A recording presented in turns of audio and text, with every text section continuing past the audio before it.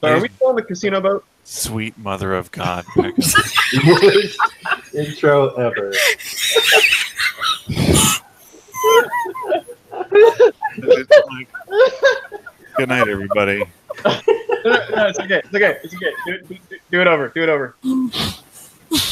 Ladies and gentlemen, Are we still on the casino boat? Rise of the Rune Lord, Chapter 3, Shit the bed. Session 5, the session in which Jerome dies. Yay. We all saw it coming. Probably. It's very true, we did. Well, I'm a little surprised it happened before Galadriel. Given some of the recent choices. Well, it's, you keep your head down. Do I? Right down on the deck. You keep your big head down on the deck. Oh, dear. Okay, so last time we arrived in Turtleback Ferry and the party split Always a good idea. 3 ways. One is working on indigestion. The other is working on gambling winnings. And the third party, consisting of Jerome and Reyna, are working on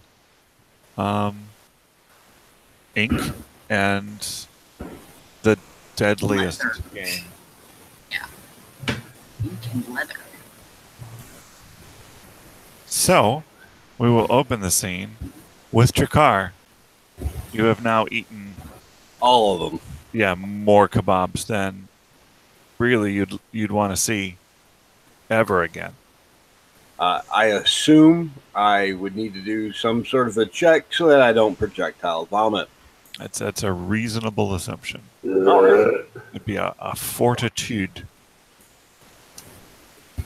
I seem to have lost the window in which the game is. Oh, there. It's over here. This We way. are professionals. Yes. Consummate Why does it professionals. look like Hey, we don't get paid for this yet. Shadow Wait, isn't you guys getting entirely- paid? I mean, no, only one of us here gets paid to do this. It just looks like Shadow has a completely empty health bar. He did. Did somebody kill our You werewolves? cannot point your mic not at your mouth. That's as good as it gets. No, I happen to know that it will crank up a lot farther than that. And it's like up my nose. Yeah, that's better. Put it directly in the face. Other than you being super tinny. Oh, he went there. Terrible. That was a tinny 23 on that.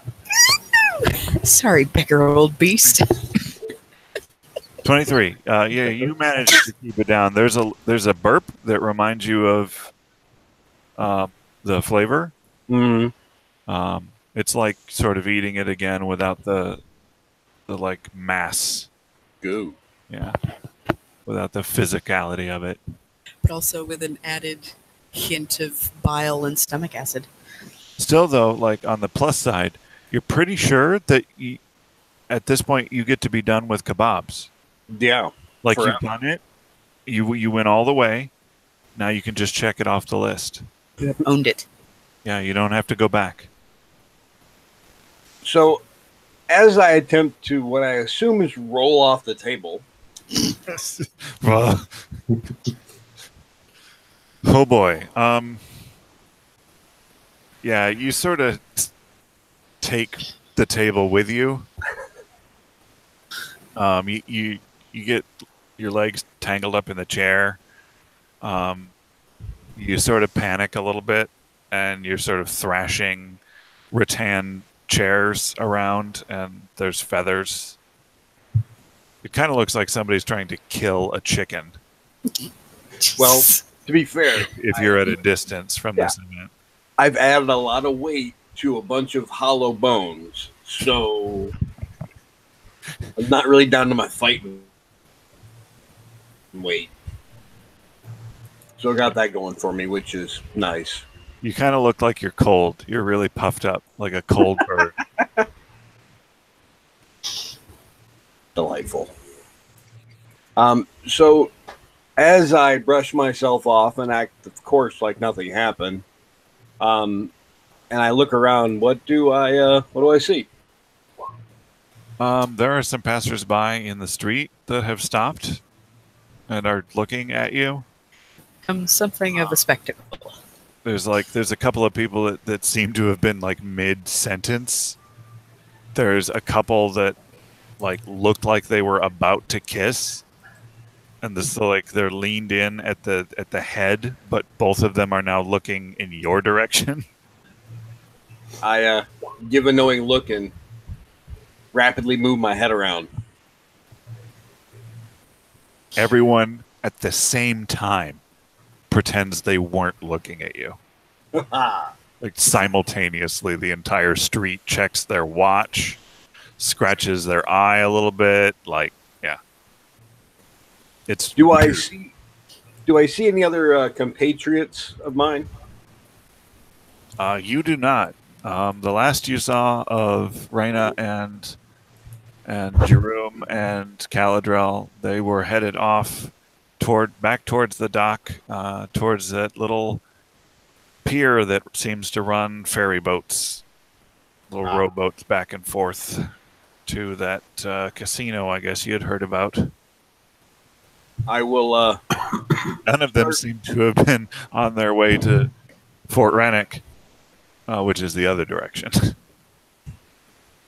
I will attempt to make my way back down to the docks. All right. It's pretty clear. For some reason, nobody seems to get in your way for a little while. It tends to be kind of a gap wherever you go. Nice. And a lot of people just don't seem to be paying attention to you. You think that the kebabs might have made you invisible. Yes. Yeah. He has learned to move so slowly. Exactly. Yes. You can't see me. You're eating a cranut. A what? Whatever the nuts were in the. Never mind. Cronut. Cronut. Oh, something suddenly makes sense to me. Thanks. It's entirely unrelated. So you make your way down to the docks just fine. There is a boat being loaded. It seems to be not quite full at this point. Is this one of the smaller boats that are going out toward the big boats? Can I tell, or? Yeah, it's a little rowboat that, like, this whole pier seems to be dedicated specifically to little rowboats, like going back and forth between the pier and the large barge. I make my way onto the closest rowboat. I somewhat shove myself onto the boat, past people, and a not respectful way of being on a small watercraft and water can be. Okay, so make a dexterity check, I guess. Acrobatics might work too, I guess.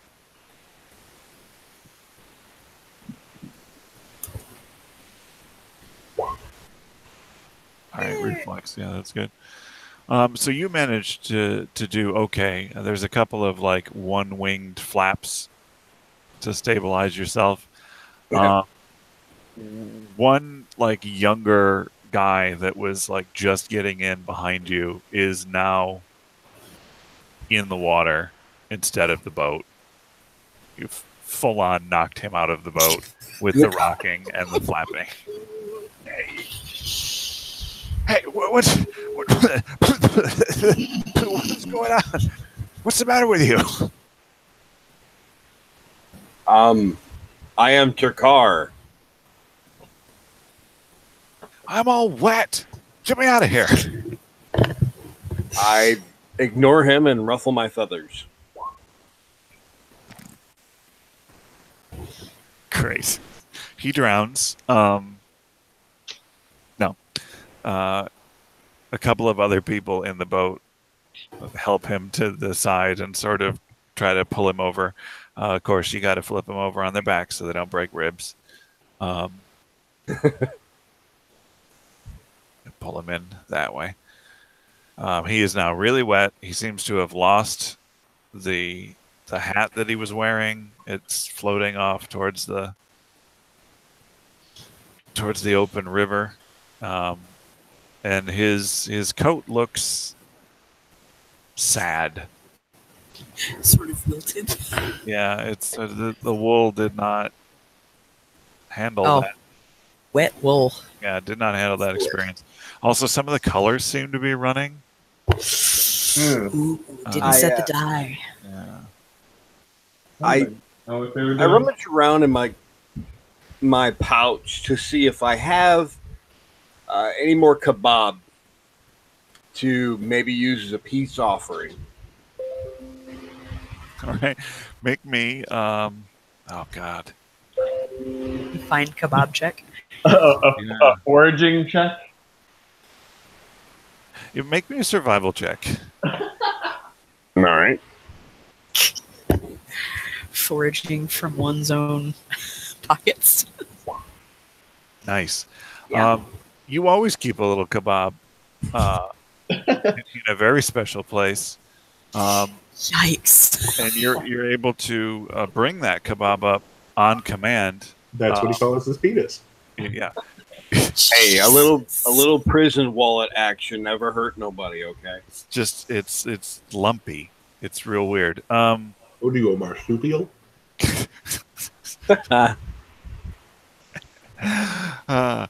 So yeah, you regurgitate a little bit of spare kebab for a friend in need. I offer it to the drowned man with a awkward, toothy smile.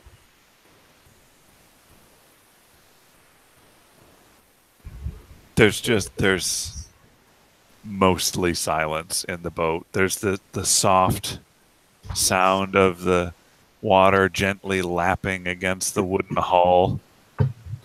Wait, you've got teeth? I thought it was all beak. No, I have. He's got a face. Look at his avatar picture. No. How about that? No.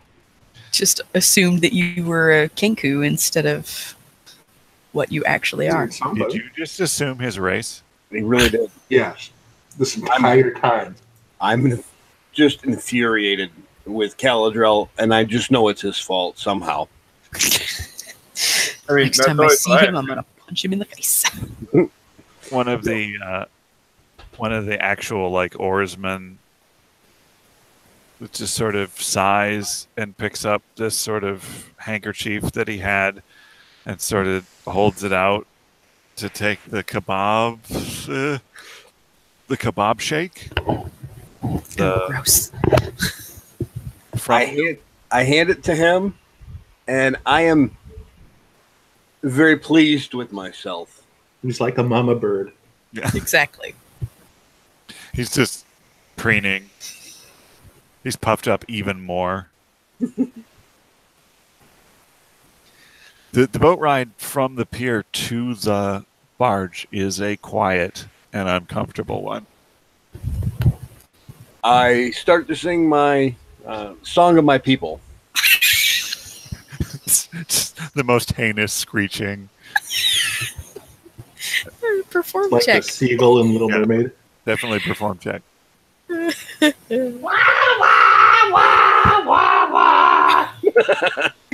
Pretty much. I mean, if I had It's to that scene from The Little Mermaid.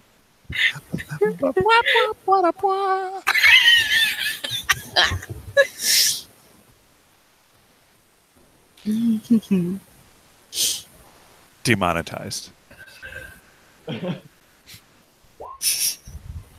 YouTube, feel free to sponsor us.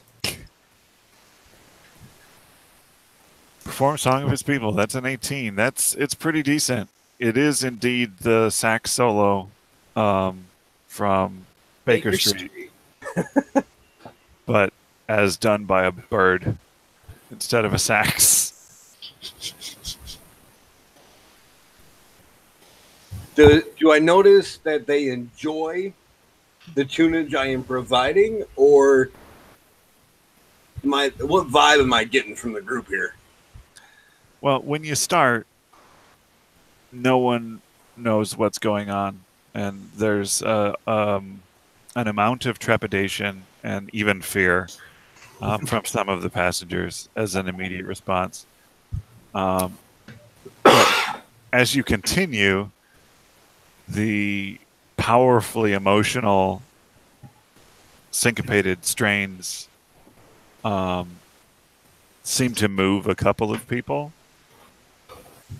Like they feel like they should maybe be doing a little seat dance thing, but then they're not entirely sure. So you get some wiggles, some light wiggles.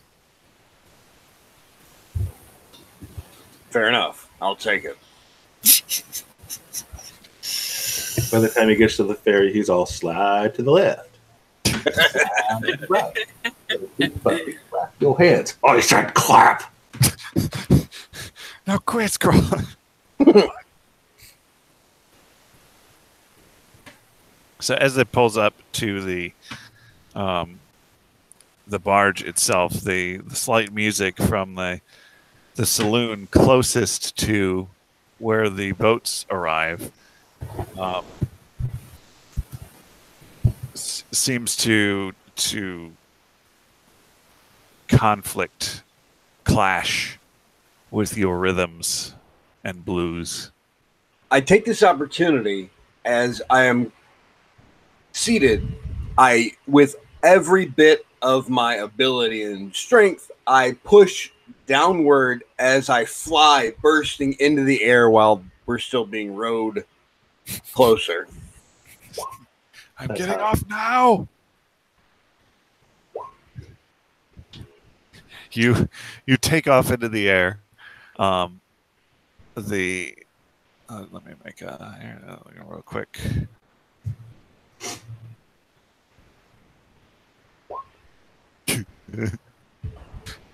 Fortunately for the boat personnel, there was a light wave in that part of the river just at that time, and your departure was just enough to force the bow into it instead of over it.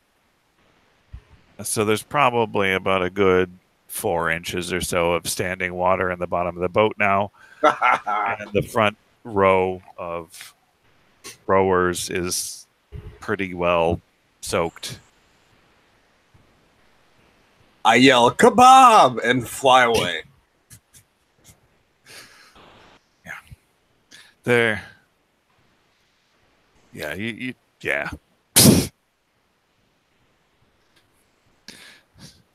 There aren't any happy faces left in the boat. Hey, I offered kebab, my friendship, and the song of my people. What else do these people want from me? I don't know. Normality? Huh. It's overrated. So you arrive on a very fancy, or above, or hovering near, a very fancy barge. I would like to land on it and then look about like I own the place. You look about. This is your best purchase, the barge that you own here. It's pretty nice. There seems to be a saloon right sort of where you landed there. Convenient. For people just off the boat who want to, chase away the seasickness with hard liquor. I make my way to the bar. There you go. There seems to be some piano music being played. Is it dueling? Nope, just a single piano. It's sort of light piano music. It's not like raucous Western saloon music. It's a sort of a light, smooth jazz kind of thing. It's not perfect, but I'm still happy with the purchase. But we're gonna have to make some managerial changes moving forward, of course. Pardon me, sir. Can I get you something to drink? Yes. Direct you in any particular direction? Recommend any gaming facilities? No. I don't gamble except with other people's lives. But as far as the drink, I'll take 2. All right, sir. And any preference on those 2 drinks? Bring me the strongest stuff you got. Righto. Sort of disappears. There seems to be a small card game, like actually in this area as well, to the sort of back corner. Seems like they could not avoid putting in gambling, even in this area, which is mostly for refreshment. I look around. Do I see anyone who is smoking a pipe?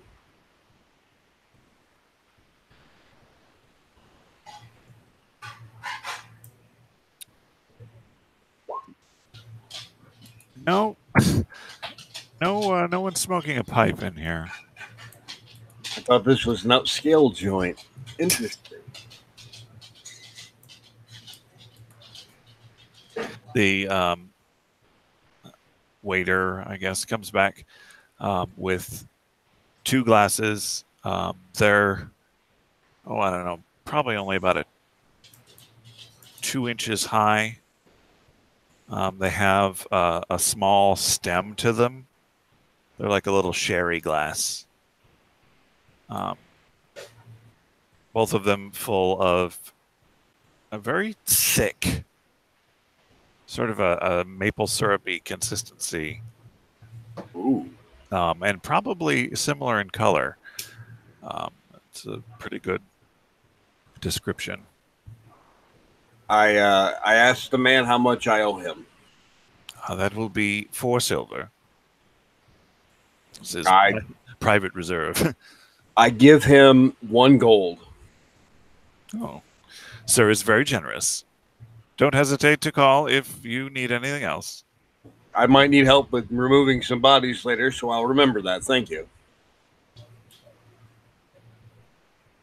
2 glasses of that, they might need help removing your body. Well, hey. Here for a fun time, not for a long time. I don't know. All right, so I slam back the first one thinking it's, the consistency of water.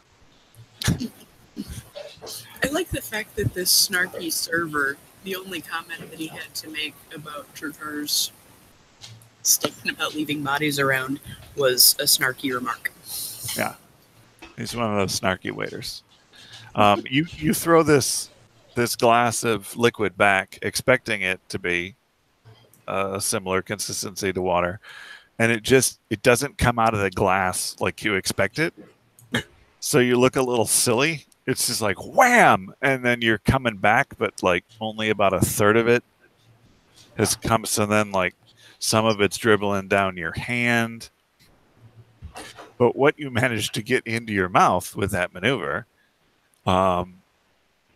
has this very strange sort of cool sensation that builds into sort of a back of the throat burning. It's like an icy hot. It's very weird. That is peculiar indeed. It gets into your nose. You're like, comes up the back. I apparently like that. That's the stuff.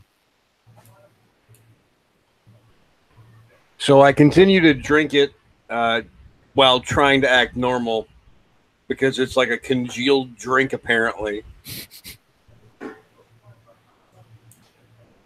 Yeah, you'll find that like sipping it is considerably more effective. Then I do that.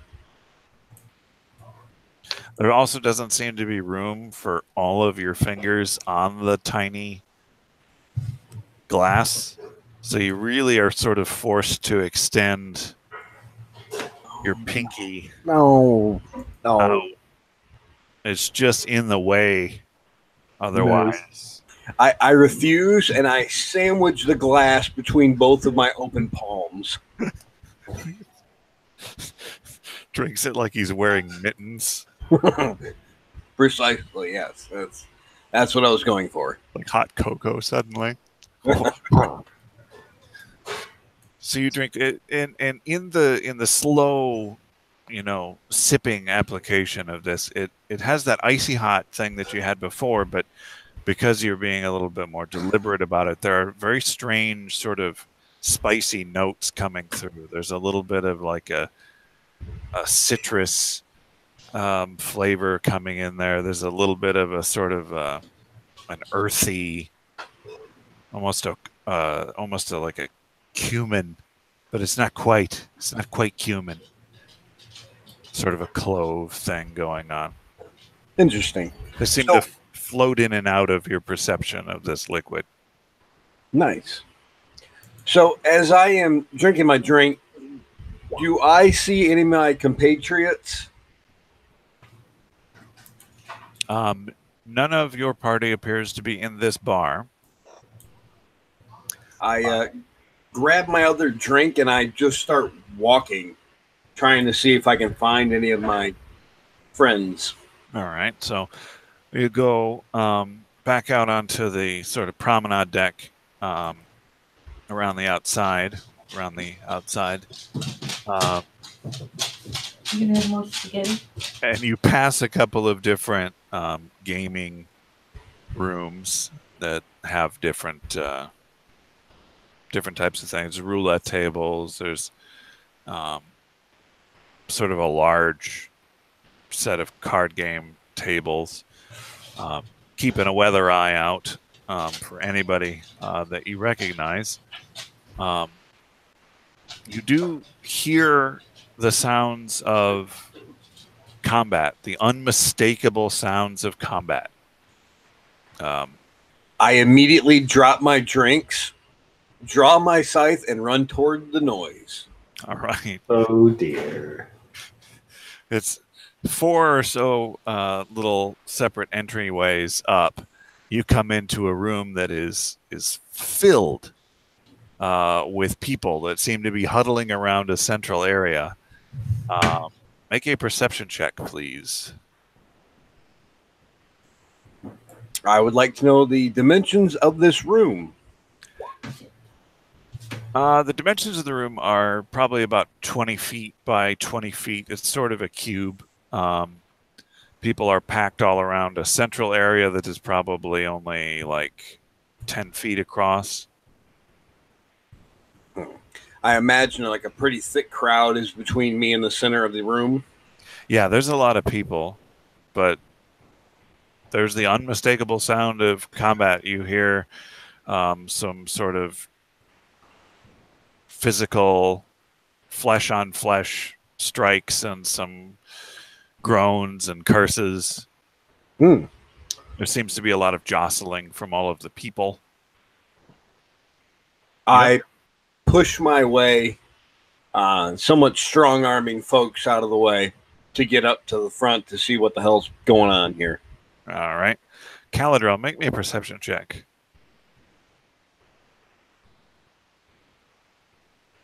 As you muscle your way through the crowd, several of whom seem to be very displeased that you are pushing them aside, but then they make eyes on this horrific scythe of yours and think, well, maybe I should go to the bar instead. Perception, you say? Yes. You make your way up to the edge of this space that everyone seems to be gathered around, and you witness what is that, a halfling, did we say? I see everything. Halfling? Caladrel hears Dave talking. Yeah. It was a halfling. As a halfling, which seems to be in the process of evading the kicks in kickboxing sort of style, only Get not him, you short bastard! not as high, of this sort of tiefling. The halfling is very scarred in different places, and he's just basically naked from the waist up.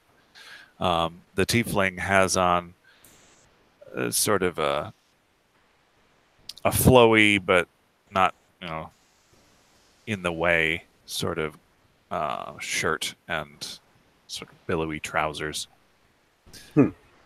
I look at the person closest to me on either side, and I ask, "What is going on here?" In a very "tell me all the information now" menacing type way.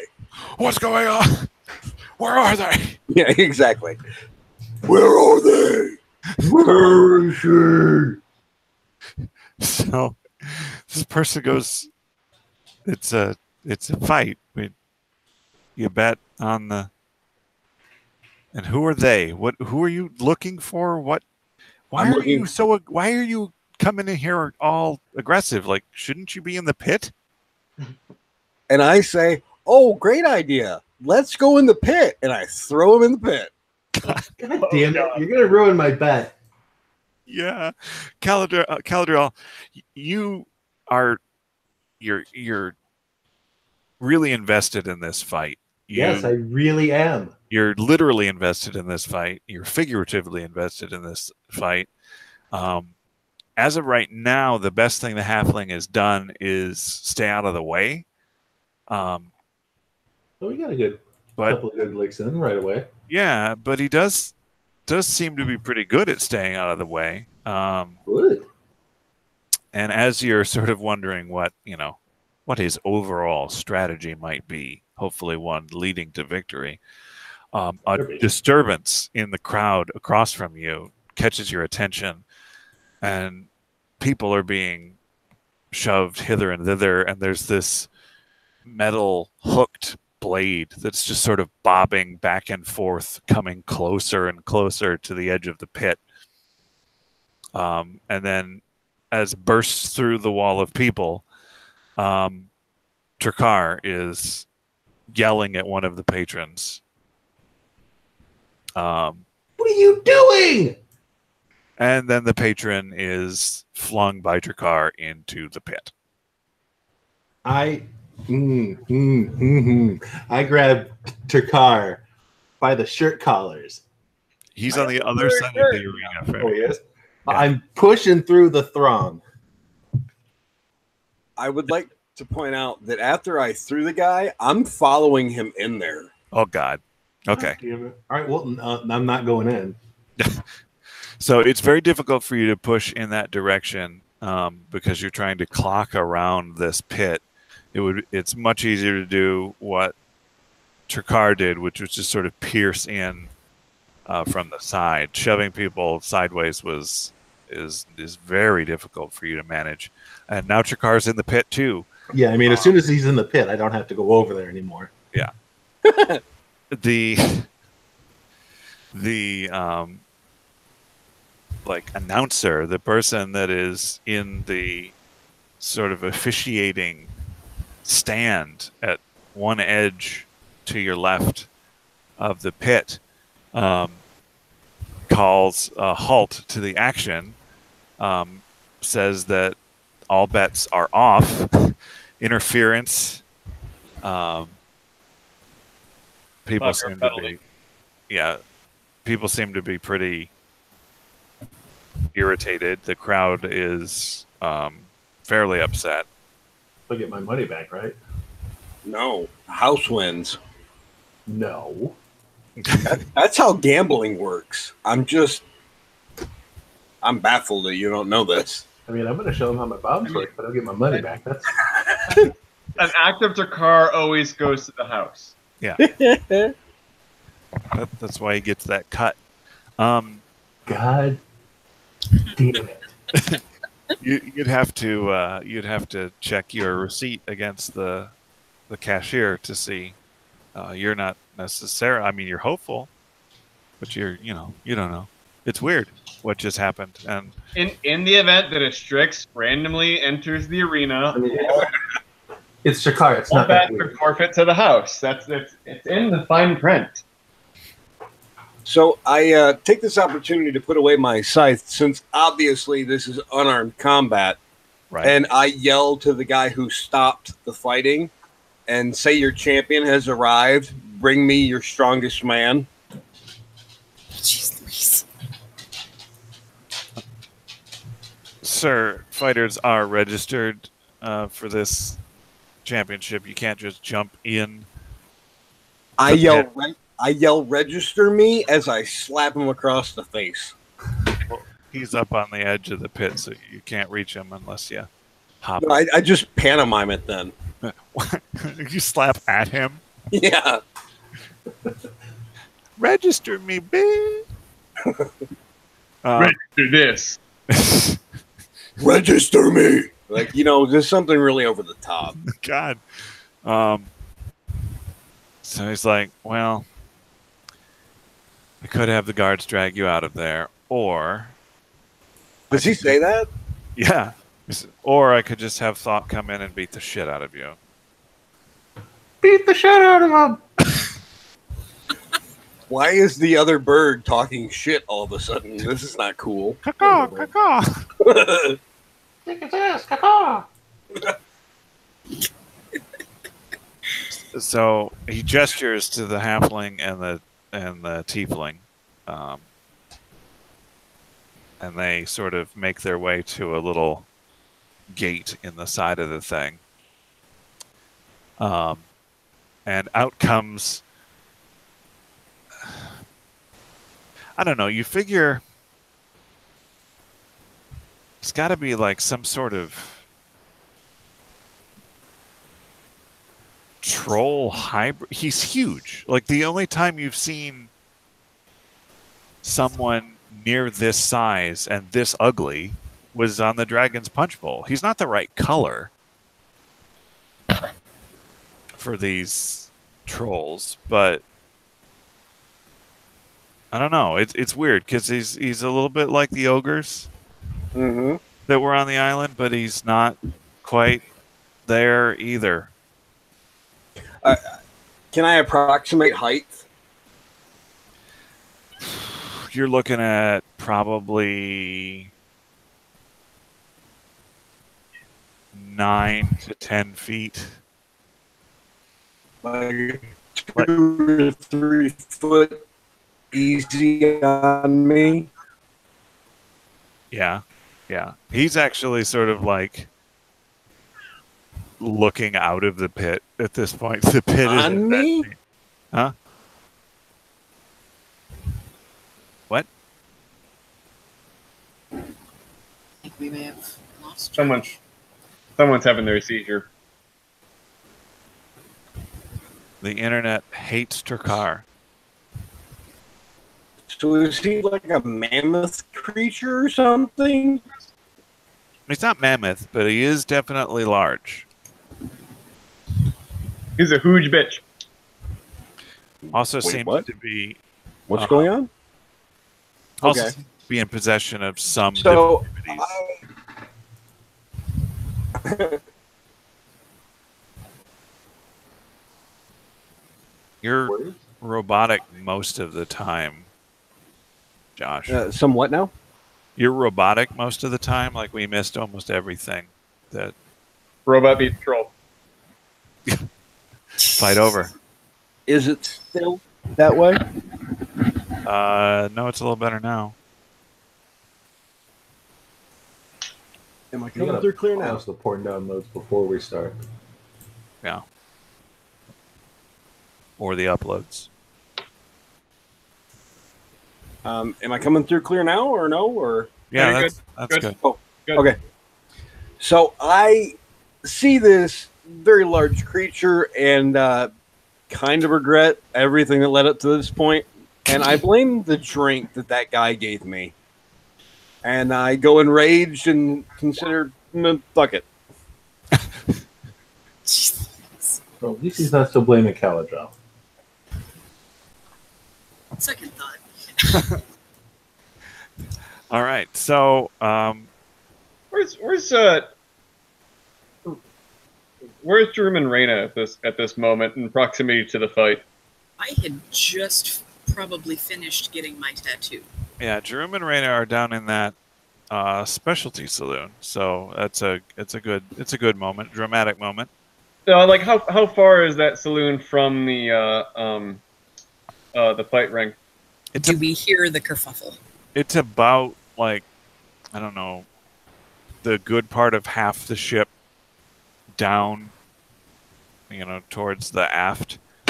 But it's also like a deck or two below. All right. Well, let me ask this then. Do I maybe we don't hear any of the commotion, but do we hear any of like the gossip?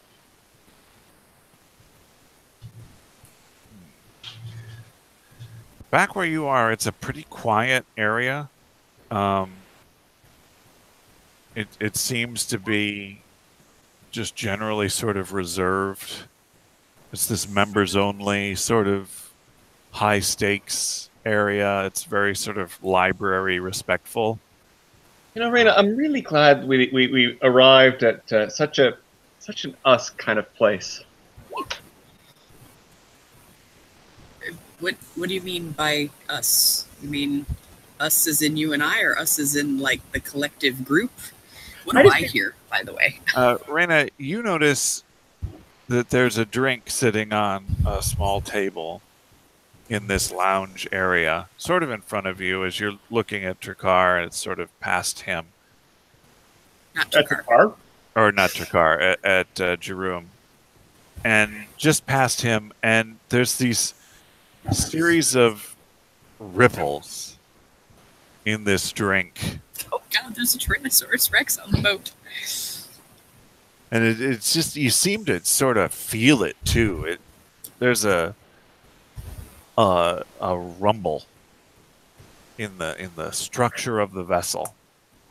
I mean, Reyna, like you and I we have class and taste and my hand over his mouth and listen more closely. It seems to have stopped, but it had a sort of ambulatory pattern. Ambulatory pattern. If you were huge and walking, you might have walked to that rhythm. So he's going to attract the worm. Yeah.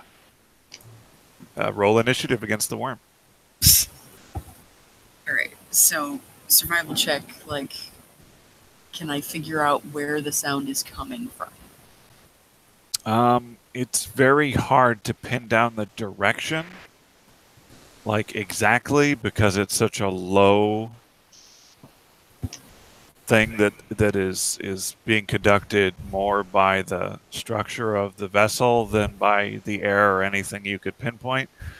But the chandelier in the room does seem to be moving a little bit more, so you'd think that maybe it's upwards from you. And there's not much to the aft of where you are, so you assume that it has to be forwards as well. Now he hears it. Jerome turns to one of the people running the place and is like, "Is there a band playing at the moment? Something really loud?"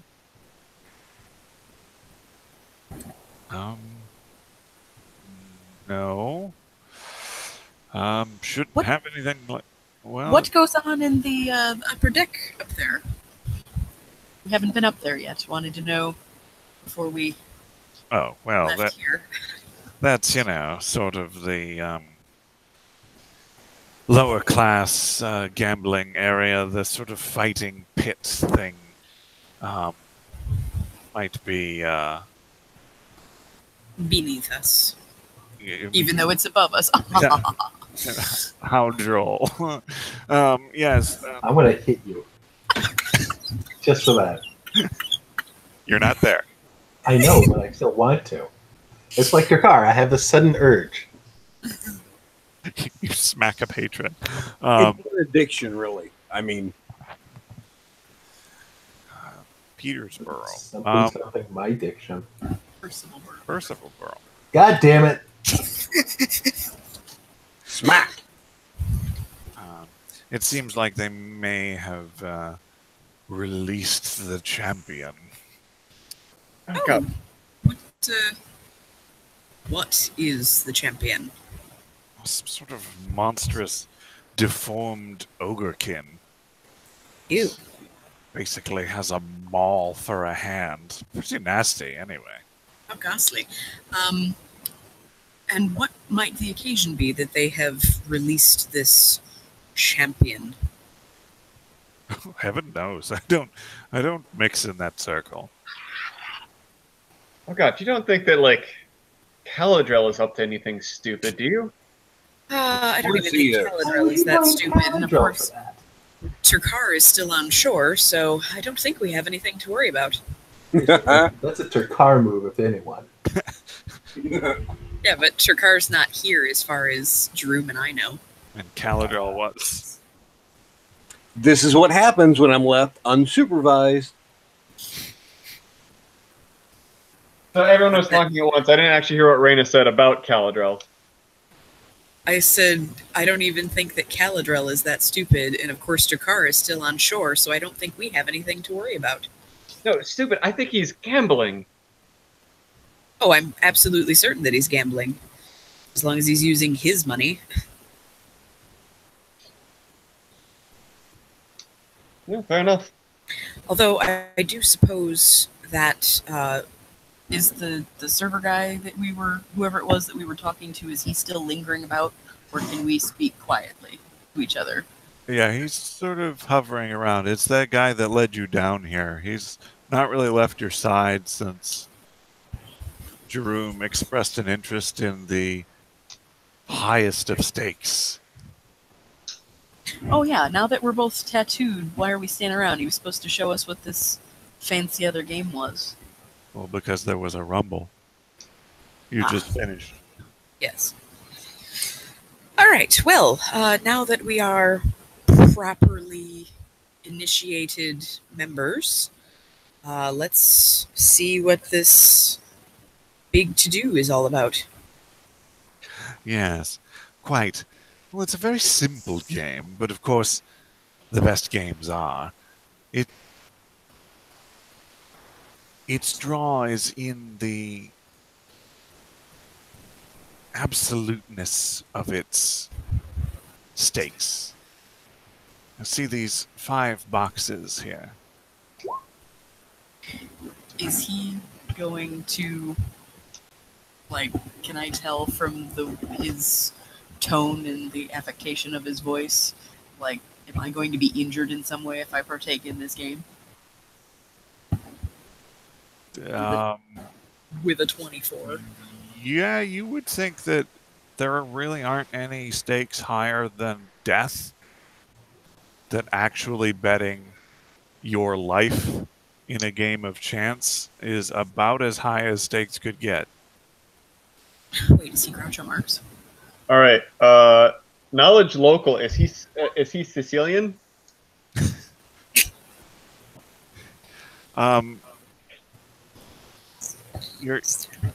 It's hard to tell. Not being super familiar with Sicily or even where or on what plane that might exist. He does seem to be very creepy. I'm creeped out. It's creepy. Gives me the creepies. He's evil effete.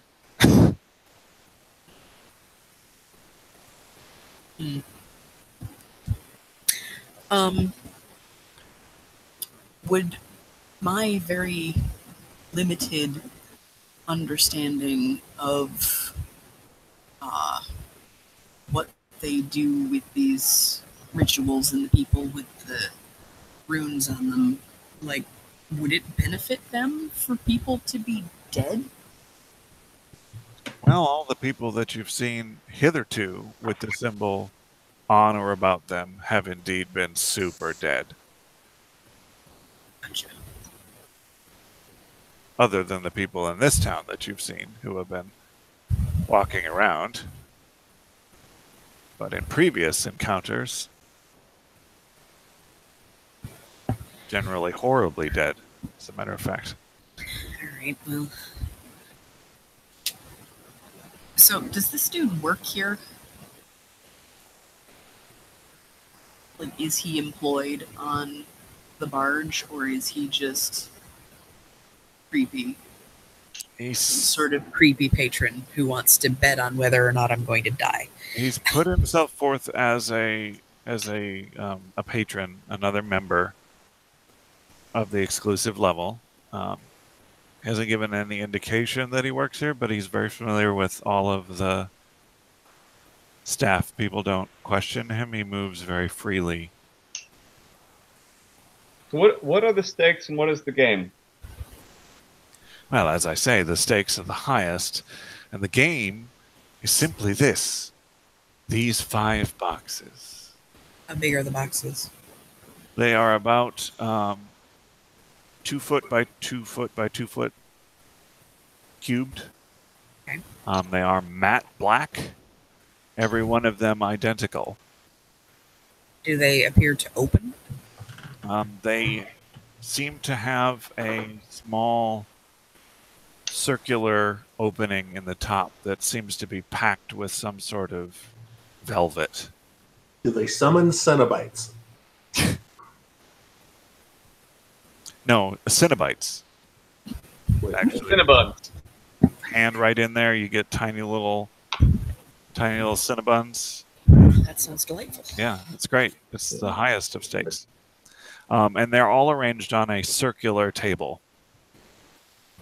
Okay. And as he gestures towards them, he gives the table a little turn. So it's Russian roulette. One of these boxes has something in it that's going to bite my arm off if I stick my arm in. He's going to spin the table and see if I know which one it is. Russian roulette meets the shell game. So he says, in these 5 boxes is either victory or death. And how many boxes contain one or the other? That depends on your wager. The more you're willing to risk, the more you can gain.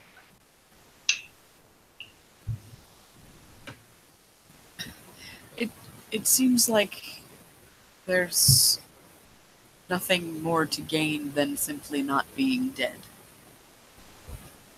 Well, there is And also, a bet.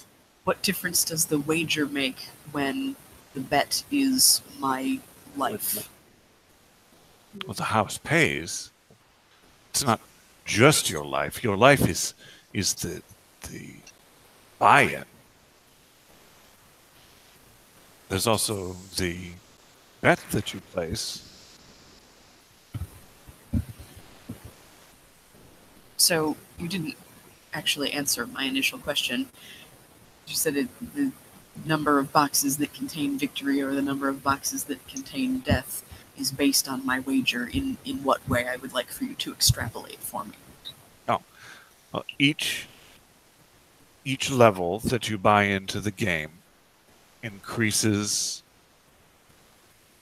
the danger, increases the number of boxes that would not lead to a payout. So at the initial level, one would assume that it is 4 boxes of you live and win, and 1 box of you die and lose. Yes. At a simple double payout. It's just one time. Each box that you opt in for death is a multiplier factorially or exponentially. So the first box, the base level of playing the game, is 2 times then 4 times 8, 16, so on.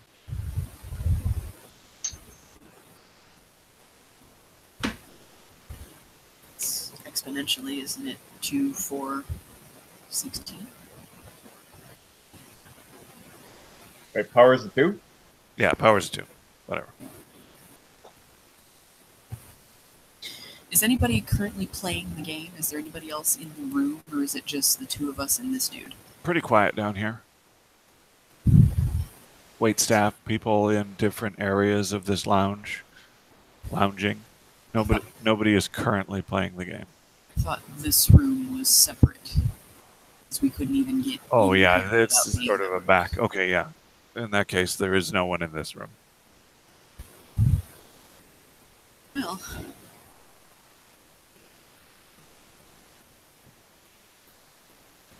He looks over at Jerome.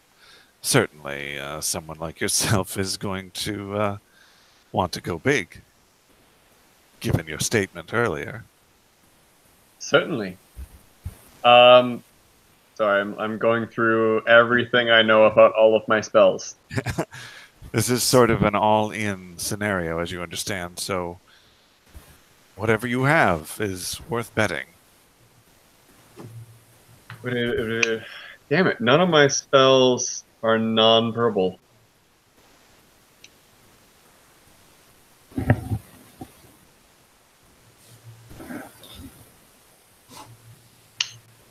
so you never did finish explaining the mechanics of the game. You explained the boxes. I understand the spinning of the table, but what happens at the finale? Does one stick one's arm into the box, or? Yes, once the table comes to a halt, you may choose a box into which your arm is to be placed. And how may we assess the boxes? You can examine the boxes in any way you wish, without disturbing them. Okay. So wait. So presumably, since there are variables in this situation, the boxes are not already prepped, because perhaps the last person used 3 boxes, and say my companion here wants to use 2 or 4 or 1. So obviously the boxes must be changed out. Are we able to see what goes into the boxes, just so we know what we might be dealing with? Well, that is why it is a separate room. Setup is generally done separately. I'm going to sense motive again. That very specific thing.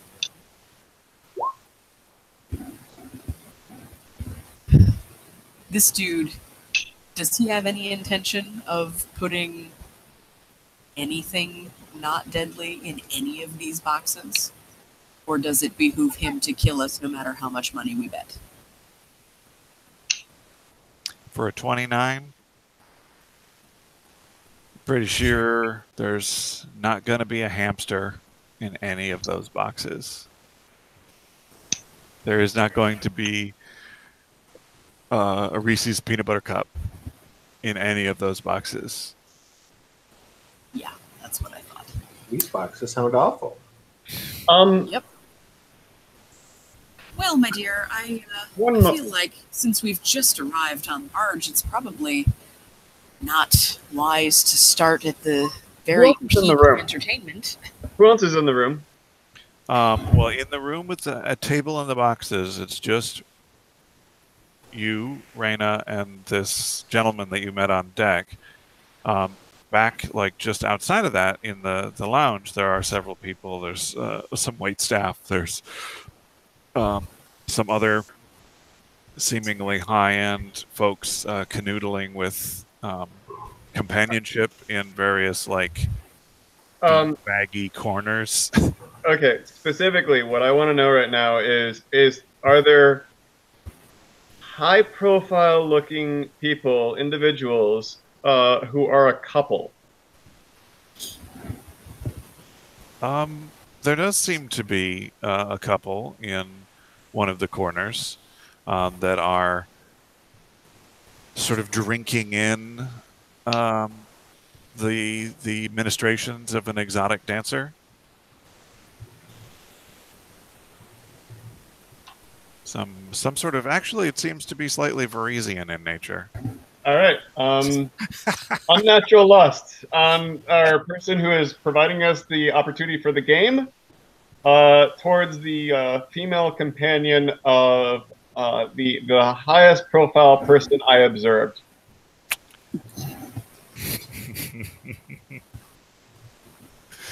Oh, God, I hope I fail. Will negates. And I might have to look up to make sure that saving is that DC is actually accurate.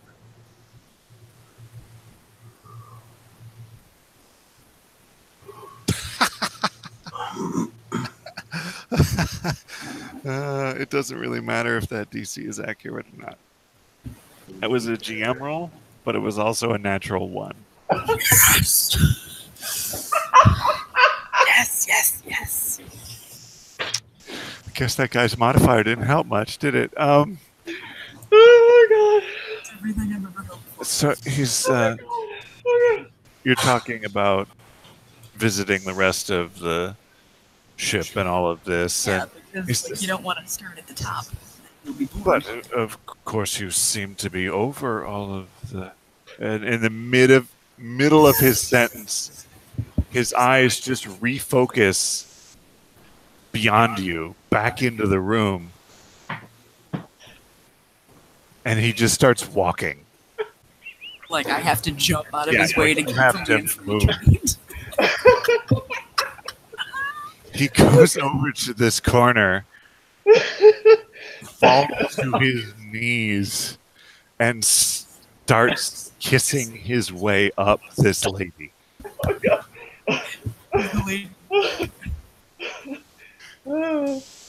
This couple. Oh. Have you seen a caricature of Eleanor Roosevelt? Yes, I have. Okay, like the kind that would be drawn at the Brown Derby or wherever that restaurant in Hollywood was, where they did all the caricatures of all the Hollywood stars. Oh god. Okay. So that's pretty much her, not a caricature of her. That's pretty much just her. She is Eleanor Roosevelt. But not the real Eleanor Roosevelt. A caricature of Eleanor Roosevelt.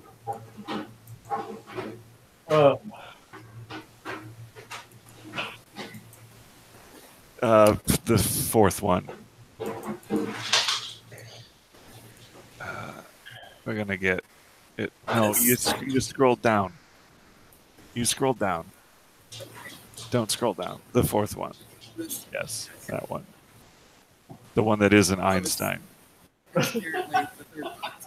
Though oddly enough, her gentleman does not look anything like Einstein, so that doesn't help. The guy she's with looks a little bit like Rock Hudson. Oh. It doesn't make a lot of sense. We're going to get a visual aid here in a second. I'm trying to figure out how to do it. I'm so glad I picked this spell. Is are copyrighted and cannot be copied. Just sent the link to the Patreon. Yeah. So the gentleman who she's with is just like there's Sputtering. several beats of just non-comprehension.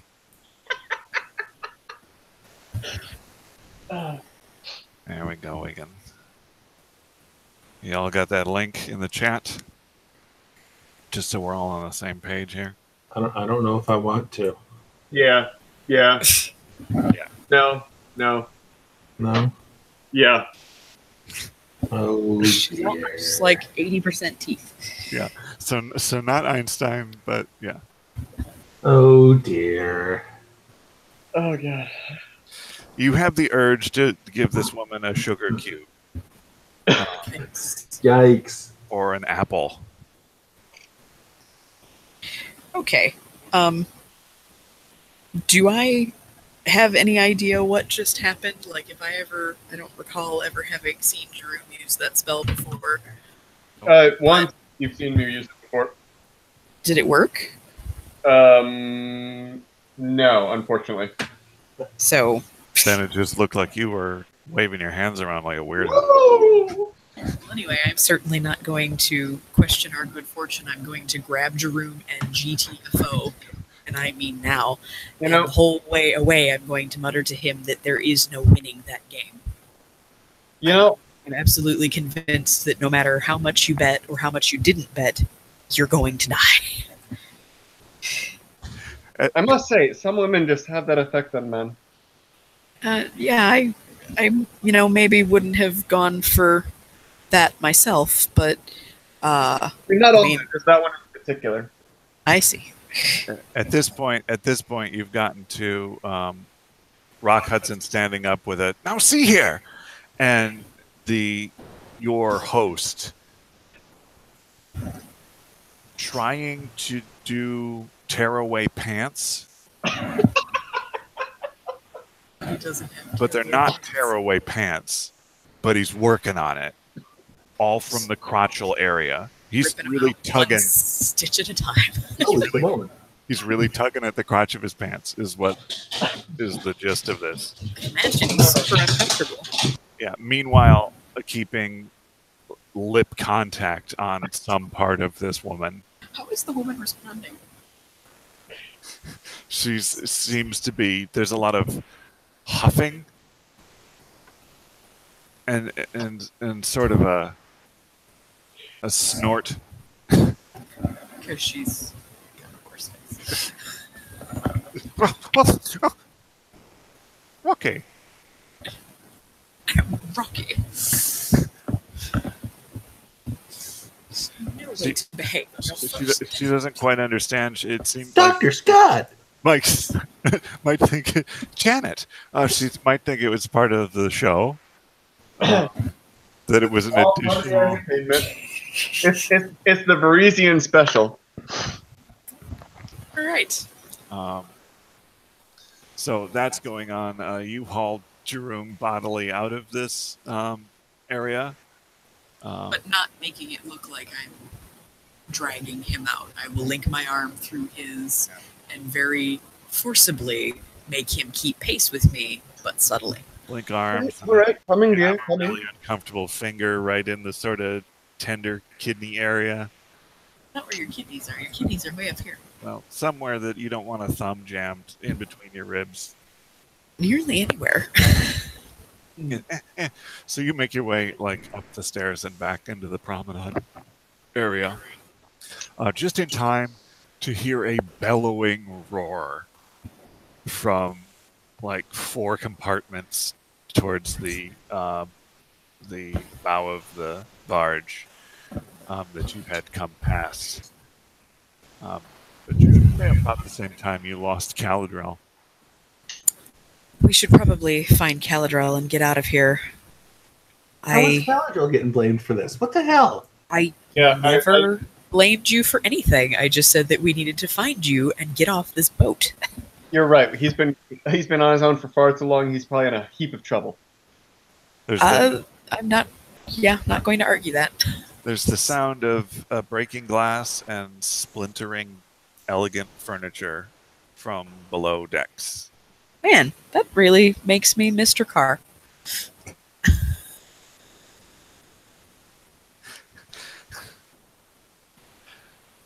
Jakar, So wait, did Rock Hudson just throw a sofa at this guy? I think he threw him through a glass window. Was there a splash afterward? Possibly a side table has been mortally wounded. Turkar. Yeah. There you are. This Hulk is in front of you, bellowing a mighty sort of roaring sound. You notice that one of his arms is deformed into seemingly just a flesh club with a sort of bony end to it. It is sort of horrific. Like, you don't want to get hit with it because it's big. You don't want to get hit with it because it's gross. So the title of the session is Dick Jokes. Yeah. Yeah. Bony protuberance. So, give me one last lay of the land as far as the room. Is there a ceiling in here? There is a ceiling in here, Okay. but it is considerably higher than most of the other ceilings in that you are in a pit which occupies a lower deck. Okay. So this whole area is set up on one deck, and then the pit is ensconced into a lower deck. And then presumably there are compartments and rooms where that little gate that leads into the pit go, where people prepare or whatever. Okay. But none of that is immediately visible to you as the gate is closed and everything. So you've got height. Is there any natural light that I can see in the room, or is it all artificial? All of the light in the room is created by lamps, basically. There's a little bit of dying afternoon light coming in through the doorway, but it's mostly blocked by the crowd. So what you're dealing with is all around the pit. So you've seen the Sherlock Holmes with Robert Downey Jr., right? Yes. And he's in the fighting pit, and he does all the freeze time, plan out, punching the guy stuff. While Rocky Road to Dublin's playing in the background. It's basically that, just cleaner. So it's got posts around it holding up, the ceiling, and on those posts are these reflector lanterns that are helping to really well illuminate the pit itself. The surrounding area is also illuminated variously throughout the compartment, but not quite as well. So it's mostly you down in this stage area are looking up at silhouette faces because it's so much brighter where you are than it is above. Okay. So my intention is, should this go bad, burn this mother down. Should. I'm on it. That's my plan, just FYI. That's what Jakar is thinking, because he's not going to back down from this fight that he was too stupid to get involved in. So he's got to plan mass murder instead.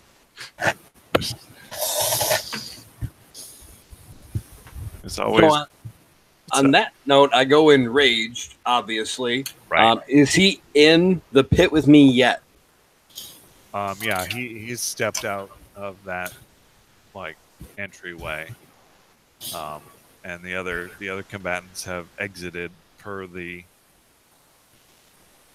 officials' instructions, and he's sort of showboating with this roar at this point. Okay, I return a showboat of my own.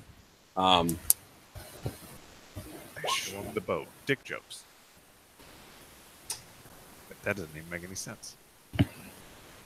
18. All right.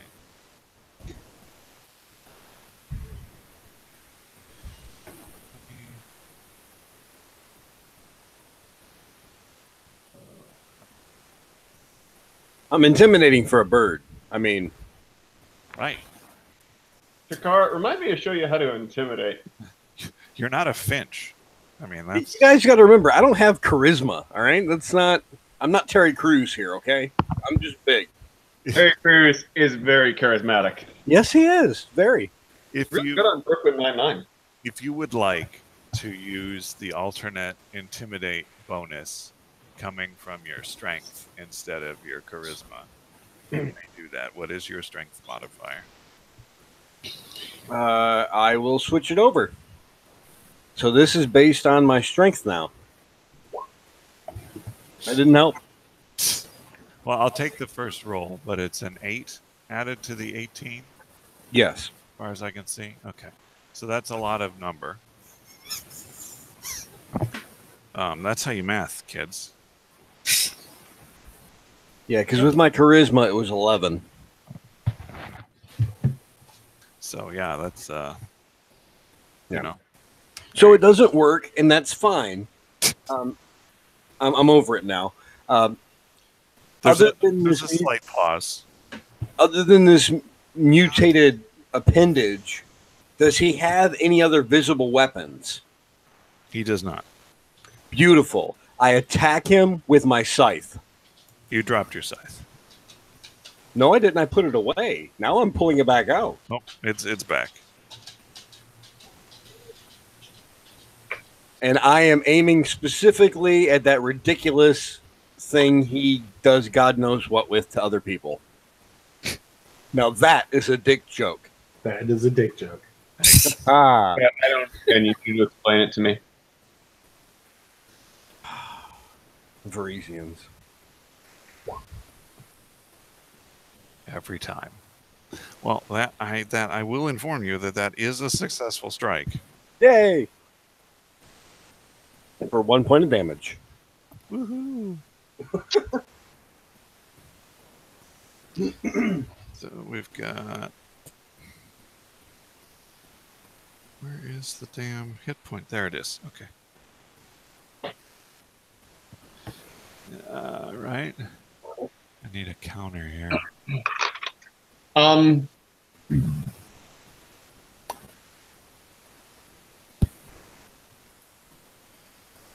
What state of play are we in?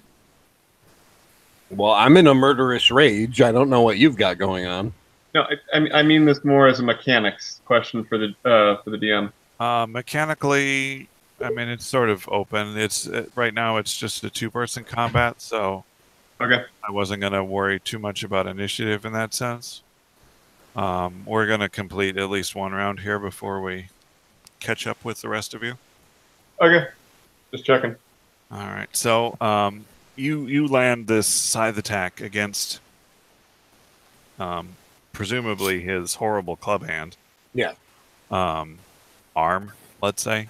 And it cuts this nasty gash down the side of that.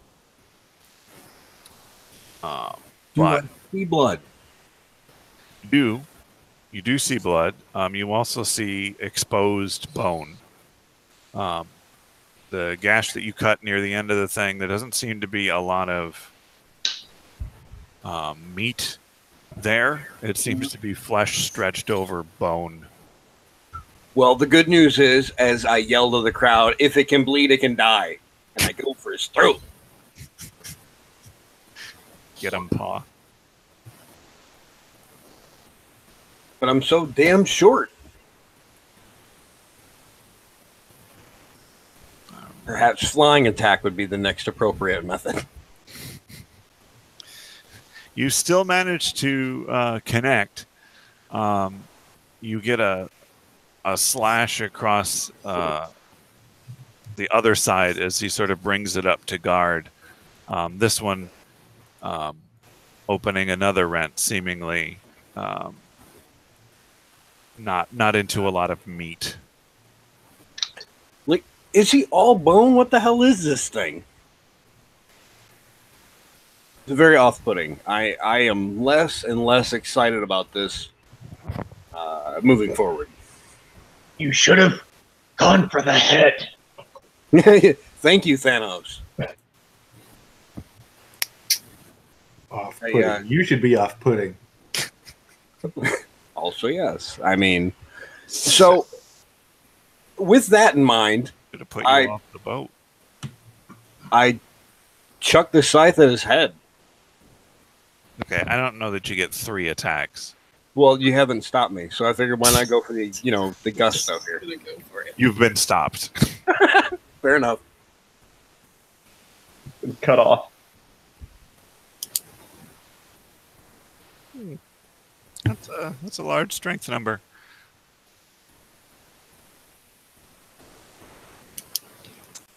plus, plus, plus, plus.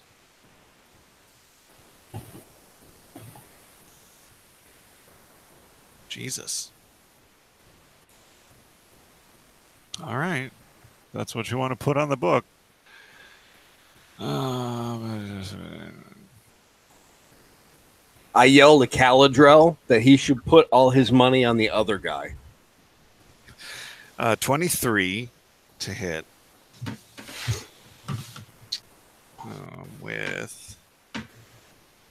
okay, so that's... Well, that hits all day long, unfortunately, when I'm enraged. Jesus.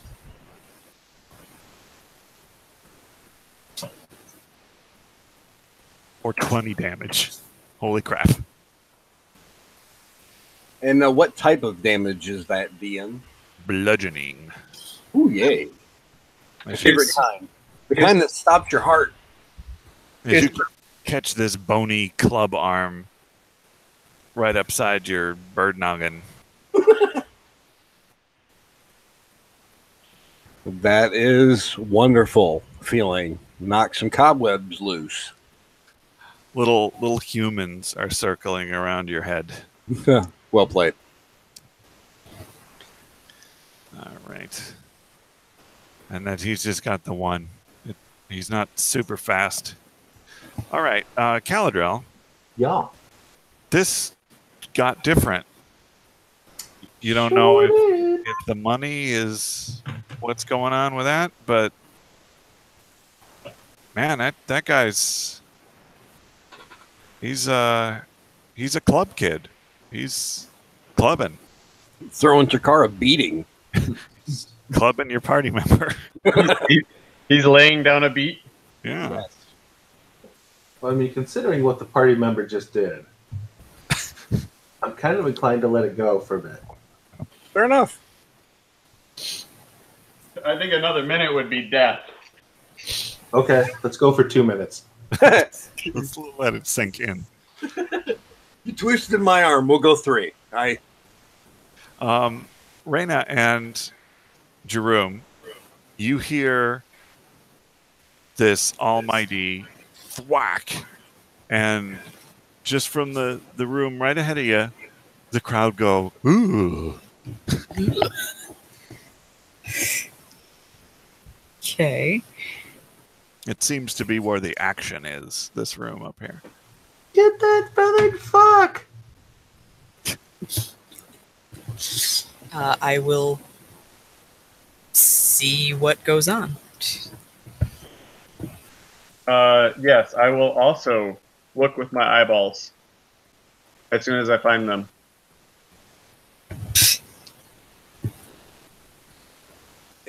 Is it back to me with the hits? Oh, they're making their way in and looking with their eyeballs. Making their way downtown. Jerome, you see a crowd, and in slight partings of this crowd, as they shift a little bit, you seem to see that there's a pit beyond them and a really ugly giant thing. How far is this giant thing from me? It's probably about 10 feet. Oh, okay. You're right there in the door. Ah, splendid. Kerplank. Kerplank. Bazoop. Bazoop. Badoop badoop.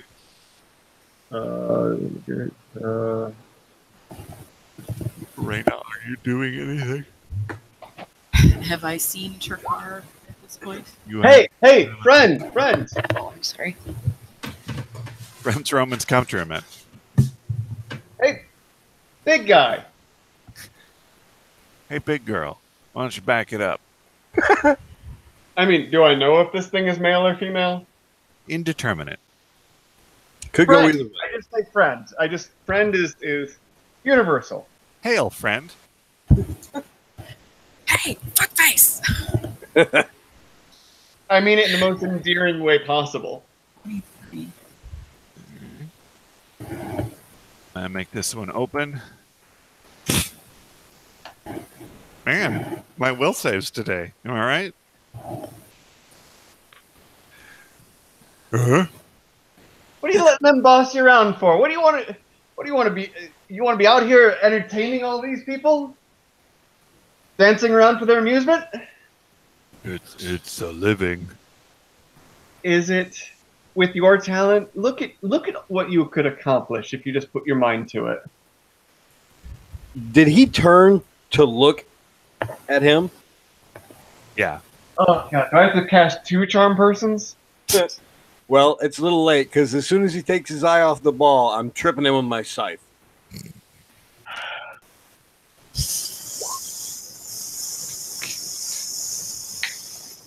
Somebody leaking? Yeah, that was me. Someone let some air out of the tire. That's interesting. That does not connect. You managed to tap him with your scythe.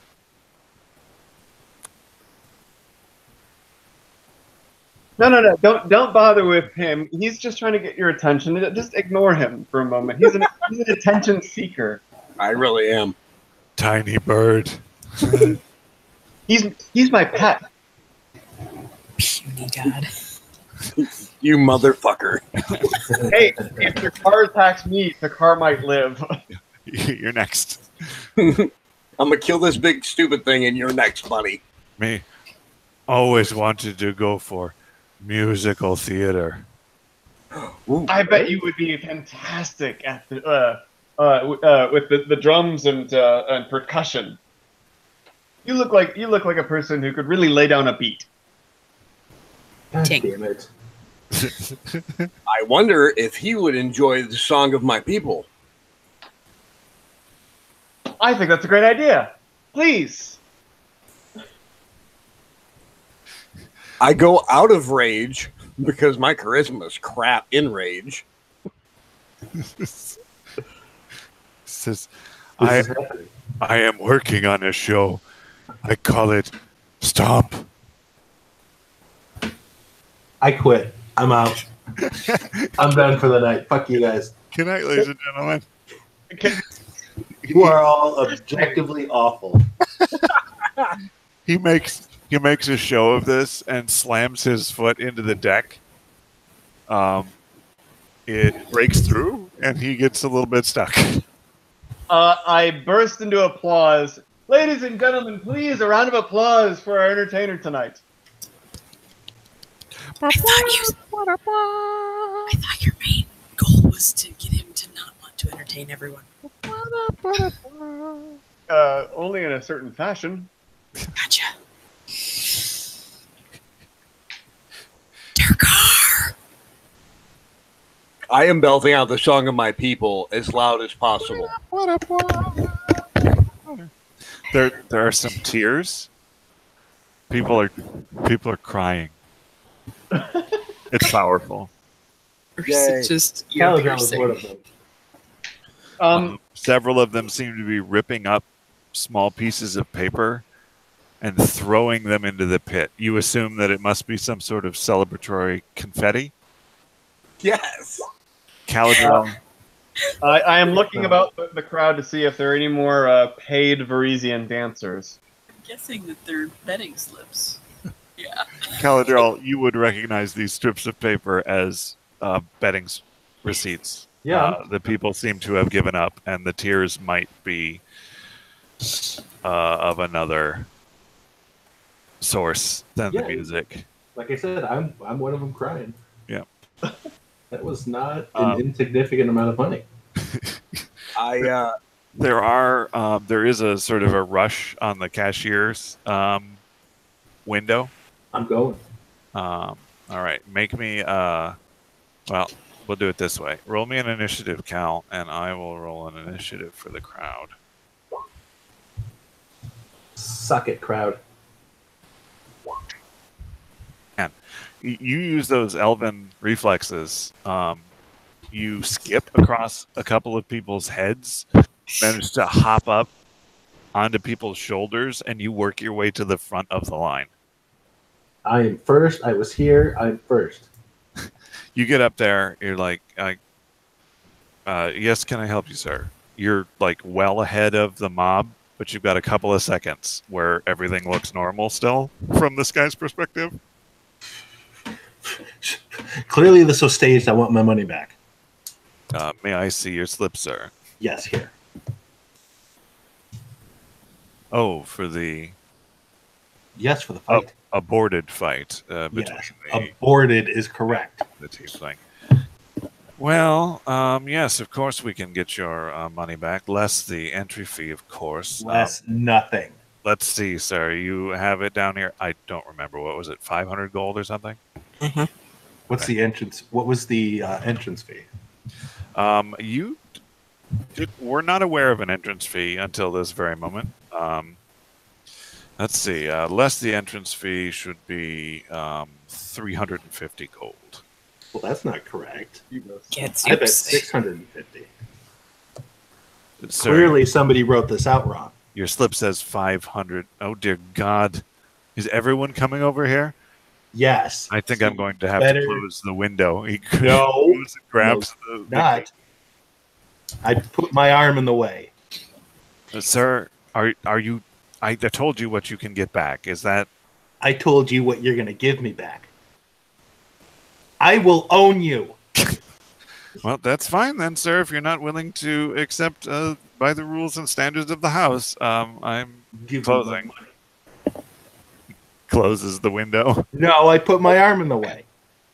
Friend, what is your name? This guy is the other side of the room, behind an entire crowd of people. Oh, no, that's not the friend I'm talking to. Oh, okay. My name is Thrak. Thrak,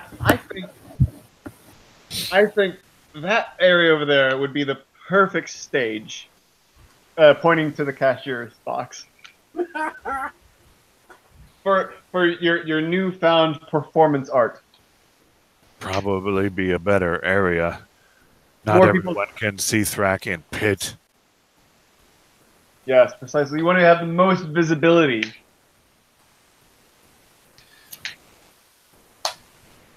Worth considering, though it needs more light. Oh, More light. Throw wait. up some dim lights. No. This is perfect for me. I live for this. Thrak just throws an arm over the edge of the pit and Oh, don't worry, my friend. hoists himself up. I can provide light. You really think show is ready for prime time? I have no doubt in your ability. Perhaps you are right. Thrak had doubts. Hold Thrak back. Thrak is free. He yells freedom and charges the cashier's booth. I finish my song and do a bow and a pretty birdie pose. A couple of tiny tatters of paper fall off your head. They seem to have numbers on them. Some people have said these are numbers. You don't know. Curious.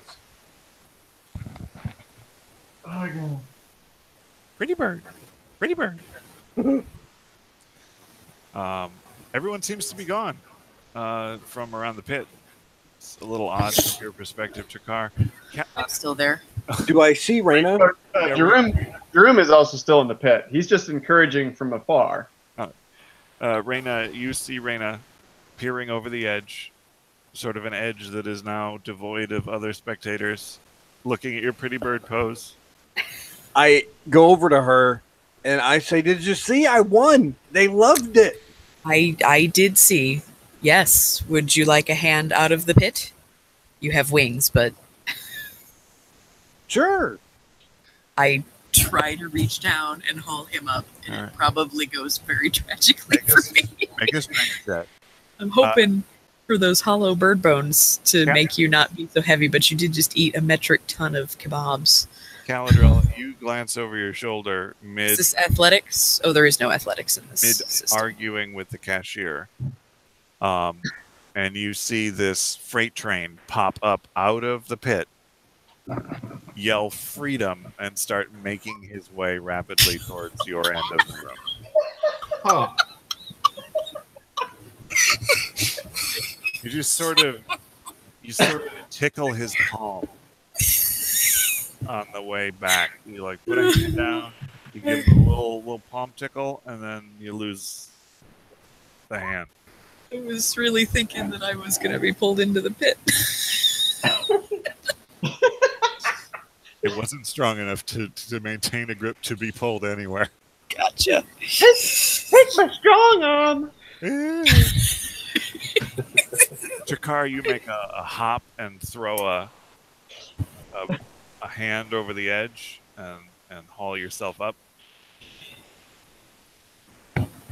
I'm happy with myself. I tell her about how I attacked the creature, and after I was insulted by some puny something or another, and then I found a cool drink she needs to try. Oh, yeah. Is anybody paying attention to us right now? Shall I do a perception check? There really isn't. Okay. The crowd is starting to scream and run in different directions as this huge freight train makes its way to the. Seems legit. We might be making this the evil campaign. Yay! I'm going to tell Ch.3, I'm still going to be quiet even if nobody's paying attention, that this barge is being used to gather people and probably kill them. And they have the mark, and I will show him my shoulder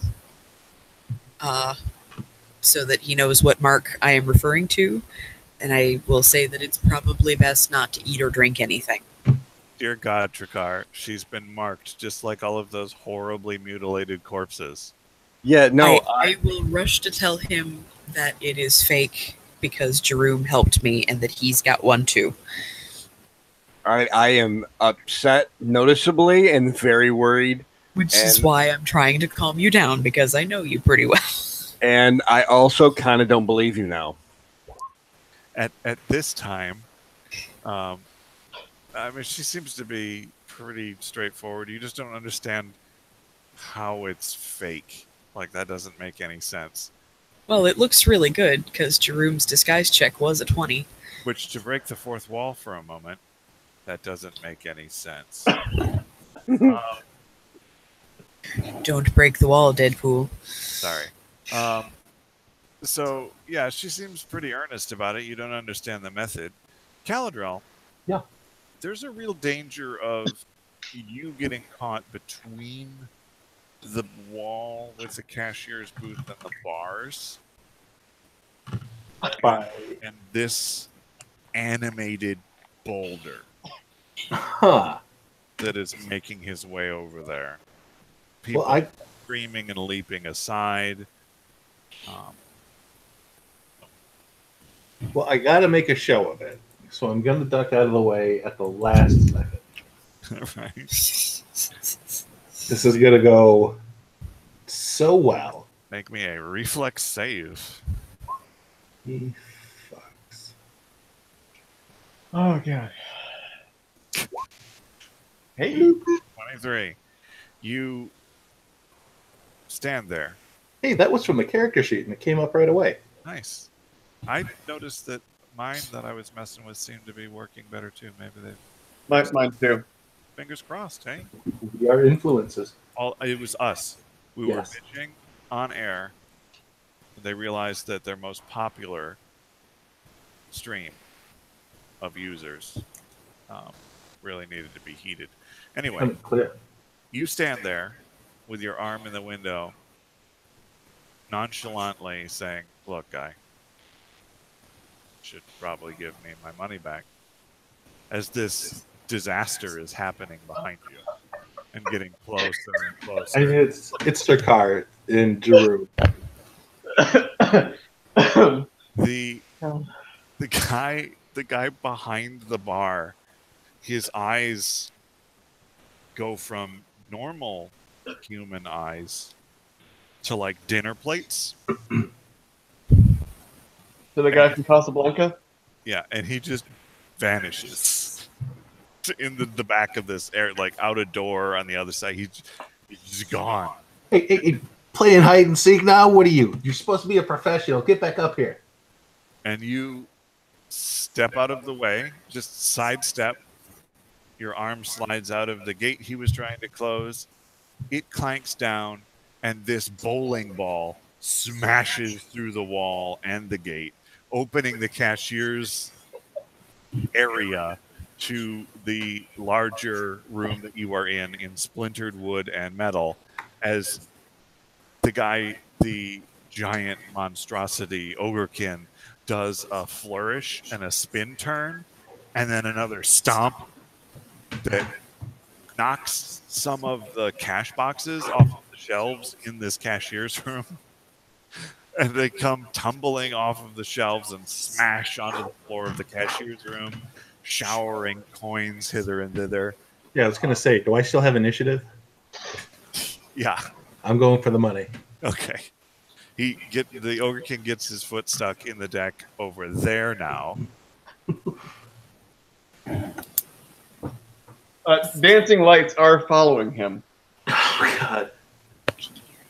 He's doing it. He seems to be doing some form of beatboxing, like at the same time. It's just, imagine dark beatboxing. So like goth industrial beatboxing? Yeah. I don't. What's that, like transcore? Something like that? It's slow, and Yeah, it is. Yeah, I'm going for the money. Let's do this. all right. You go for the money. Make me a Money's is mine's. make me a money's checks. What's a money's check? Well, let's see. There's a lot of chaos and a lot of bad things happening, so you've got probably a little bit to get in and get out. So I guess make me like an acrobatics. That makes sense. Sort of tuck in there. You seem to get snagged on some of the splinters. There's some money within your grasp. I will disrobe if I have to. I'm getting my fucking money back. Tears through this thing. All right. Hey, don't pull a Jerome. I'm pulling a Jerome. You grab one of the cash boxes that is only slightly damaged. It's pretty heavy. It doesn't seem to have lost much. You make sure that it's held in your arms in such a way that the damage to it is sort of upwards, so you don't lose any more. Yep. And you lock eyes with some more people coming from where the guy ran off to in the back, that are coming towards you. They Free money! seem to be armed. I call to the crowd, free money!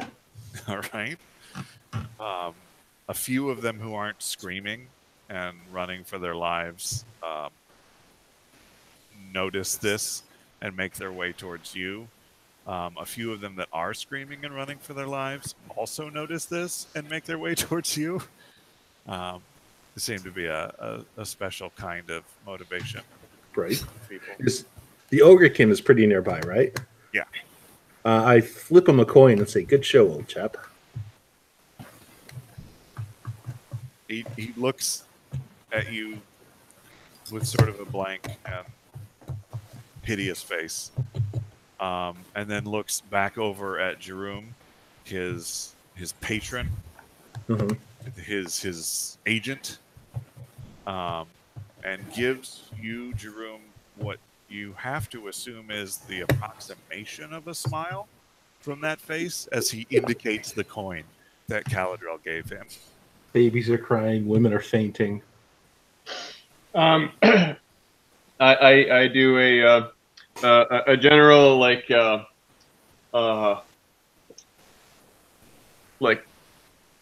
up the like bonsai, like big cheer. throwing up both fists. I think show is a hit. You definitely knocked it out of the park. I should take it on tour. You should right now. So he pulls his foot out of the deck, turns towards the promenade door on the side of the barge, and just takes a flying leap off the side of the ship. Huh. It's a bold move. Presumably attempting to swim to shore and perform, perhaps in town. We get back to Magdebar. He's like a smash hit. Smash is right. Hit is right. Did that on purpose. You folks, you've changed this Ogrekin's life. You're welcome. Caladril, people are now buffeting you as you, I assume, step out of the cash room. Yeah, I mean, as soon as there's enough people that I think I can make a clean getaway, I get away. Okay, so people are filling in, they're buffeting you, you squeeze out through this. It's not the biggest opening in the world. Try to tuck the cash box into my clothes. Yeah, you're sort of, you look like you're pregnant for the most part. You're just sort of holding it in the gut area under your robes. I can deal with that. It's pregnant or some sort of horrible indigestion. Wait, how I'll many blame it on the, kebabs did he have? Yeah, I'll blame it on the kebabs. Kebabs. So you make your way out of the room. The guards that were coming back in from that back room area, that door opens into the cash room, and they are having the devil's own time pushing it against the mob that is now infiltrating the cash room. Good. You make your way out to the promenade just in time to see this horror and an almighty splash. Hey, you should have given me more money. Did he take his coin with him? Yeah, he tucked it into his loincloth. He's gonna frame that coin. Gross. Loincloth coin. Wait. Loincloth coin. There we go. Loin coins.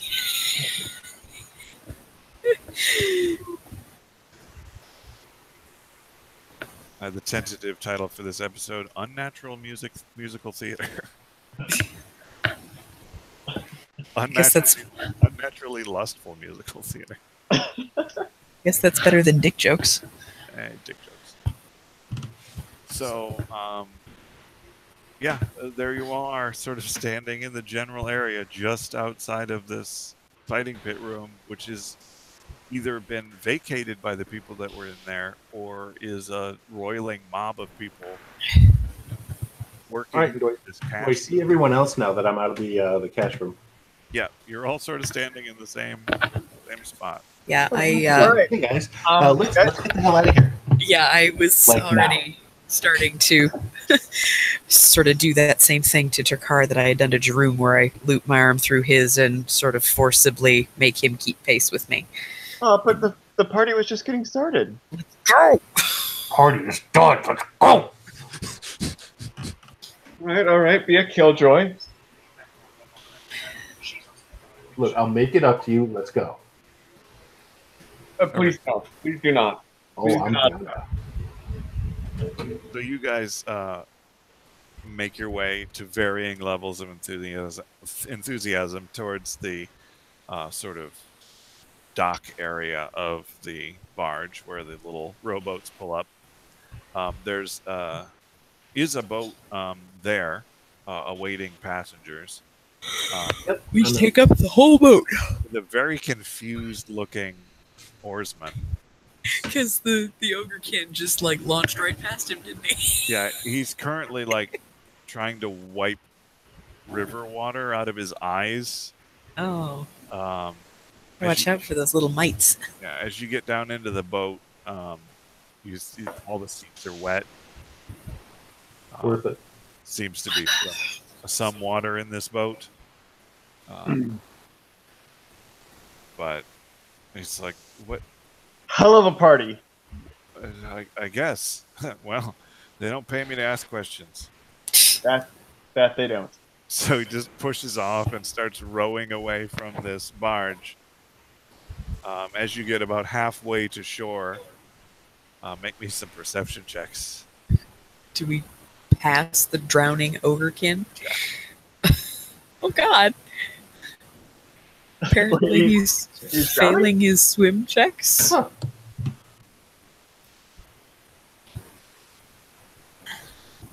All right. Jesus. Yep. That's right. Rena, you see the Magnamar. Lord Grobas is trying to fish a grape out of one of his chins. Oh, that's vile. Just got jammed in there. No. You look back to this barge and see a line of guards on the promenade looking out towards your boat and like gesturing, and some of them go back inside, and this is happening. The ogre seems to be making great time. Not really going in the right direction. Like he's not straight swimming. There's a lot of him, and the river current is sort of taking him downriver somewhat. So he is drifting a little bit from like a true course. Can I shout at him to change his tack so that he's sort of fighting the current a little more? It's only your eagle eyes. He's at some distance to you at this point. Oh, is he? Yeah. Jeez. He'll probably make it up. So, like, based on his current trajectory, where is he going to end up? Is he still going to, make it to Turtleback Ferry, or is he just going to end up in Guam? Like the suburbs, if there were any. So essentially the marshy... The boonies. Yeah, the marshy dregs of the area. Like, you probably get out there somewhere. You pass another boat going back in the other direction. I pull out a 5 silver pieces and hand it to the oarsman. Our winnings tonight was quite splendid. It's only fair that I share. Thank you, sir. You know, I'm not supposed to take tips, but everyone okay? Here's a tip. Don't tell anyone. I like you. Hey, so, like, what's the deal? I just rowed the boat. Like, what's the deal with this place, right? You seem pretty cool. Mum's the word. I don't trust this human. I sense motive. Seems all right to me. Yep. You trust this human. He's hitting on you. He's literally hitting on you. Figuratively. Oh, come on. That wasn't natural. Jakar, stay away from the oars. He has to move them to move us. I strike a pose since I think he is finding me quite fetching. He's got a firm grip on that shaft Wow. of the oar. Dick jokes. Dick jokes. Place is filthy with him. So I'm going to... All right, if you're going to be mysterious about that. I'm going to answer his question, but I'm going to try to make it seem like... Does this guy... Because there are a couple of boats going back and forth. We haven't been there for very long. Does this happen to be the same oarsman that took us over there? No. Is it the same one that took me? No, If you must know, it's mostly masquerade orgies. Otherwise, he wouldn't have you on the No, I don't want him to go there. It's just sort of degenerate gambling. They want you to become a member, but they you know, it's not all it's cracked up to be. And they screw you out of your money. Yeah, I did yeah, hear that a lot of people The didn't house get always their the monies house always back. wins. Well, it's not like I Not got tonight. so much that I can be losing it like that. You know, I got a wife and kids to feed. Yeah, I lost 500 coins tonight. Okay, don't go there. Jesus. And not even with gambling. I mean, It was Paylor. You just just dropped it on the floor and like gone. No, I gambled it. I fully gambled it on the fight pit. my understanding of the situation was that the fight that you had bet upon didn't actually end. Yeah, and I tried to get my Anyways. money back, and they had some kind of bullshit service fee, and then people were freaking out, and then they just closed the window on me. Anyways, the food was terrible. The kebabs weren't nearly as good as they are in town. Yeah, so I tried to bluff him for a 19 to Ch.3, make it seem like it's not a place he wants to go. Ch.3, make me a fortitude save. Dear God, he's about to be seasick. He's fine. All right. It's just a kebab burp. Kaburp. Yay. Just a kebab. Cupper. All right. So, well, you know, I am passing. In passing conversation, I say to Raina, I could use some healing. That big guy packs a wallop. Oh yes. I will do that thing. one of my wings is hanging off. I've been Missing better. half my feathers. Are we close to shore? Yeah, you're 2/3 of the way there at this point. Okay. I don't know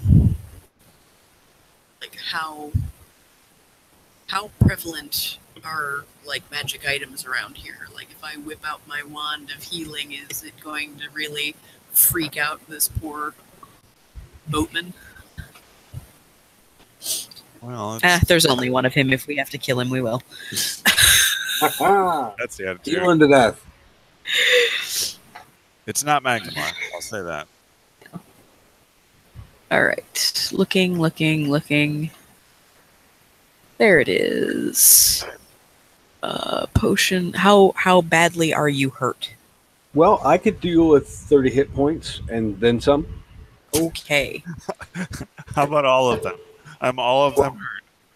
Out of 78, I currently possess 44. Okay. Now that's metagaming. Yeah. I'm just answering I'm the question. On a scale Yeah. from 1 to 70.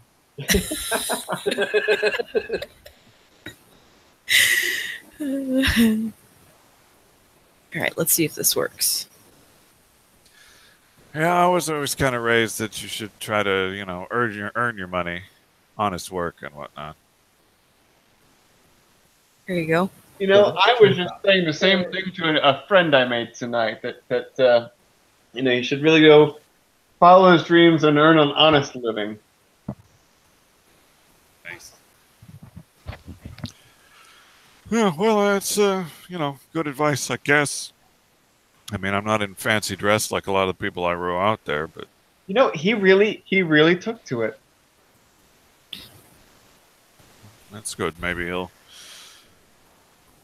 find somewhere to work. I don't know. Most of the work is sponsored by this place around here these days. That's why I'm rowing. I imagine him to have a bright future. So what happens when the barge moves off to the jobs? Like, where did everybody work before they got here? To be honest, it was mostly fishing and dock work. And does anybody still do the fishing and the dock work? Some people, not as many.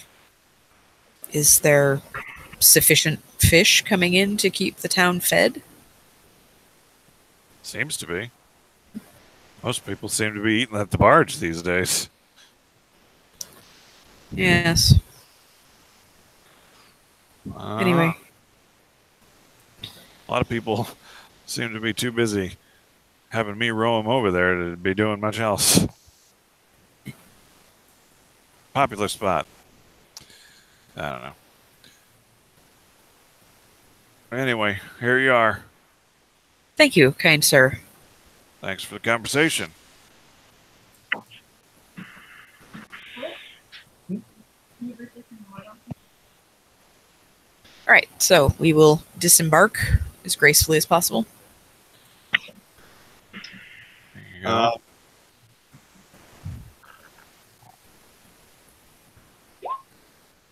As gracefully as that will allow.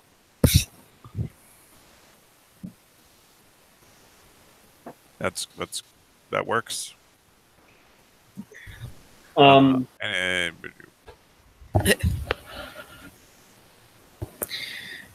Did you get your 16 hit points, Drakkar? Yes, thank you. you hover out of the boat and onto the dock. Yes. VTOL.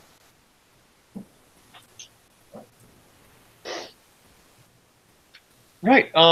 What time of day is it at this point? That's pretty much evening, late evening. It's getting fairly dark, actually. We should probably find a place to rest and stay. Wait, no, wait. Are we getting back on the boat? No. Now, your quest to Fort We're Rannoch supposed to be going to the fort. overland from here. Oh, okay. I couldn't quite recall if this was just a stopover. It So is are we going to make our actually way? a place that you're supposed to, then start on the road. Gotcha. We should probably find a room for the night, or rooms, as it were. How far is the march to the fort? Caladriel seems to have some trouble getting out of the boat, as if his center of gravity was different. Also, he seems reluctant to actually grab anything with the hands that he seems to be holding his gut with. Too many kebabs. Oh, my kebabs. Oh, my leg. Pow! Right in the kebabs.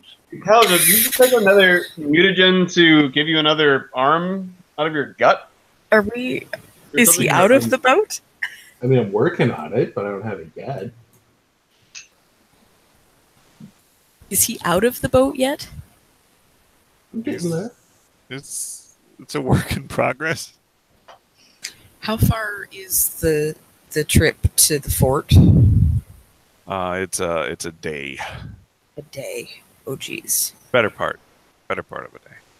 I am going we to start going now. suggest that we don't rest for the night. We need to get moving. We've already wasted a good portion of today. Well, I won't say wasted because we did get some things accomplished, but we need to get going. All right. So- I think we can stay on the table tonight. Phil got over there and they're sending that boat back already. I guess I better get going. Do you need any help getting out of the boat? Because I got to get back over there. I'm fine. Looks like Phil's got a full load. Oh, Pretty quick. You know what? Let's go. Phil. Let's go. Leave. Let's leave. We're leaving now. Thank you. Goodbye.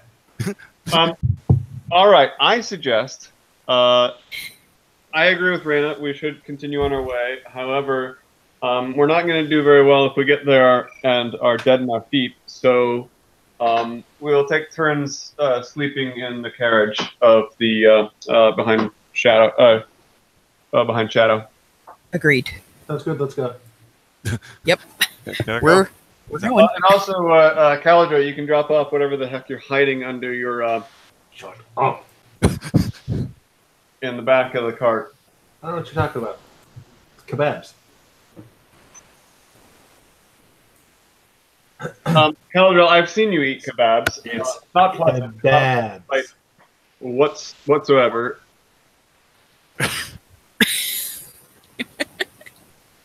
Okay. Let us do this then. It's Were they at least good kebabs? What's that? Were they at least tasty kebabs? Going down. Oh, God. Not looking forward to them repeating. distance Distance is advisable at this point. Especially because she ate them stick and all. It's so true many times that distance from Caladriel is advisable. What? But this time, maybe more so. So Look, we're not going to get on that pipetting by mouth thing again, are we? Oh, jeez. I'm just saying. How dare! You I should beg know your better pardon? than contact by mouth. You Wait, not. what? Am I being yelled at? Yes, Jill is taking issue with you pipetting my mouth. You not. Why are these still instructions that we have on the walls?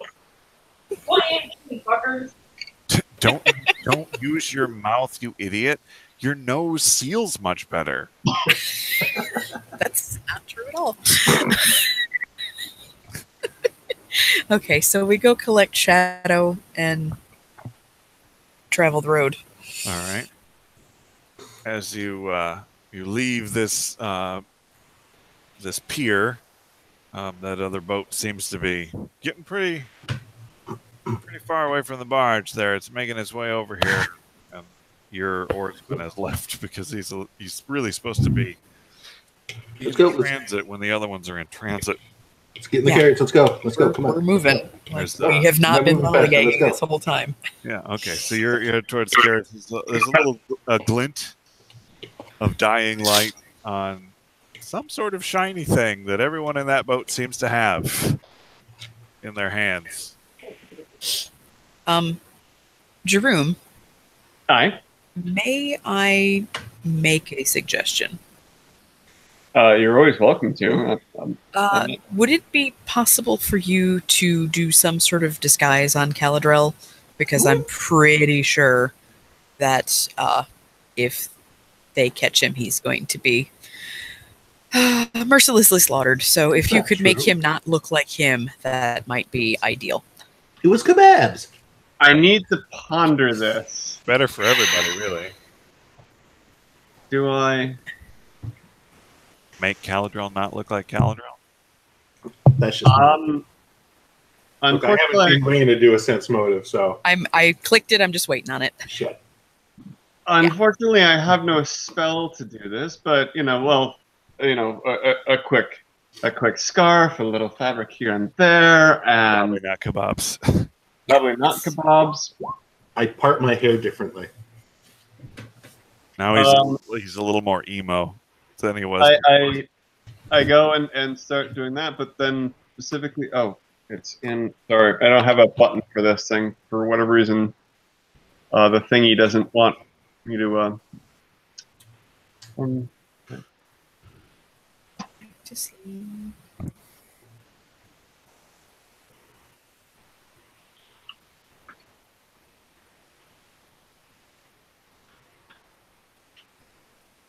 Well, the good news is I don't think you ever took the horse and cart far away from the docks where the boat dropped him off. So, still. no, we found somewhere for him. That 7 was an attempt at aiding the disguise with my profession as a. Jerome approaches you, Caladriel, with various powders and like grease paints and stuff, and he grabs a couple of like handkerchiefs and wads them up and shoves them down the front of your robe. To make it look like you have boobs. Yeah, they're like one of them is significantly higher than the other one, and the other one's like more towards your armpit than where it ought to be. It happens. It's yeah. natural. Yeah, it's how you know that you got the real thing. That and the fact that they look like crumpled wads of fabric under your robe. It's the creases that really brings the boys to the art. What does that even mean? And you have like Ragged Man circles of red blush on your cheeks. It's not even particularly well blended. It's just. Am I beautiful yet? But we're doing this on the move, so it's also really jerky and imperfectly done. In doing so, I also alter self. And specifically, I become a female Varisian, still with glowing gowns, but it's a female human Varisian. Neat. Jerome's he's kind of foxy all of a sudden. Dibs. Just keep moving it. Didn't do much for the voice though, apparently. I mean, let's go. So you Not a woman. Not a woman. you get to the wagon. Meat lug.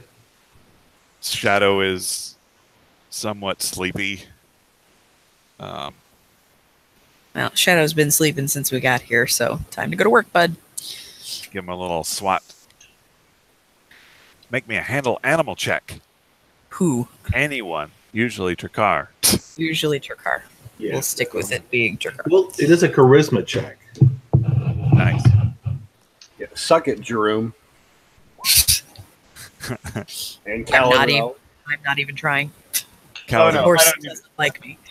Caladrel, that's not the way you're supposed to handle that animal in public. Pipetting by mouth. Sweet mother of God.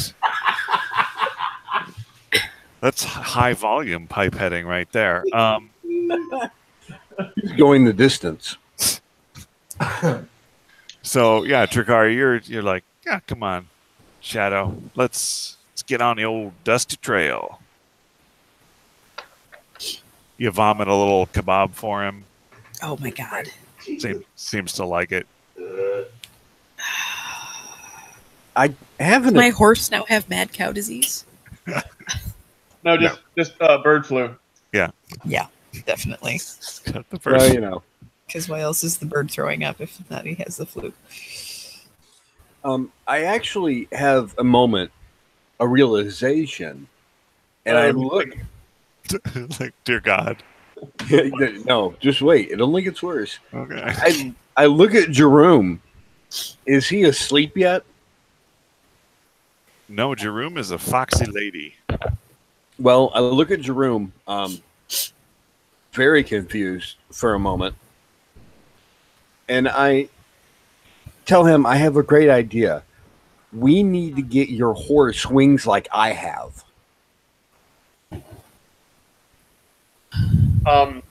Then it would no longer be a horse. It would be a I Pegasus. can't do that. Well, aren't you some like magical wizard or something? He just called you a wizard. Ooh, Trakar. No.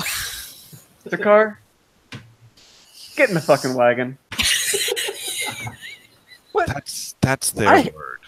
I have ideas, and they are important. Trakar, get in the fucking wagon. But I I'm- know I'm I'm smart. not even helping you out of this one, buddy.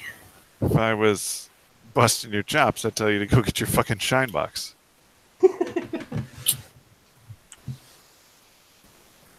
Get your stupid fucking robe. Oh god. But seriously, he needs wings. Jerome seems less than receptive. Jerome is a cruel, cruel lady with no sense of imagination and cruel eyes. I use my background in being an escape artist, and I walk the fuck out of this conversation. All you had to do was get into the fucking wagon, like the man said. No. The woman, Yeah, no, I guess. I distinctly do not do that at all. He stays behind. Great. All right. No, Let's I'm go. just not getting in the wagon. I'm gonna walk. I'm just not getting in the wagon. So you start making your way. Downtown. Down south. You're not very far from the docks while you're prepping all this. And Caladrel seems to have lost some encumbrance. Okay, Caladrel.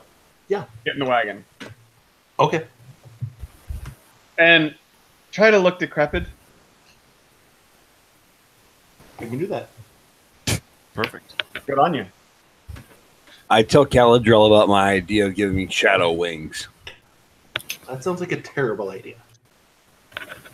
You're a What do you terrible know? person And you have terrible ideas. I mean, if any of us, Caladrel might actually be able to accomplish it. Yeah, but he's not interested, and that's the problem. That gives me an idea. I'm going to work on something. Oh God. Oh dear Lord. We're all doomed. Speaking of working on things, Caladrel, I need you to show me how to make smoke bombs.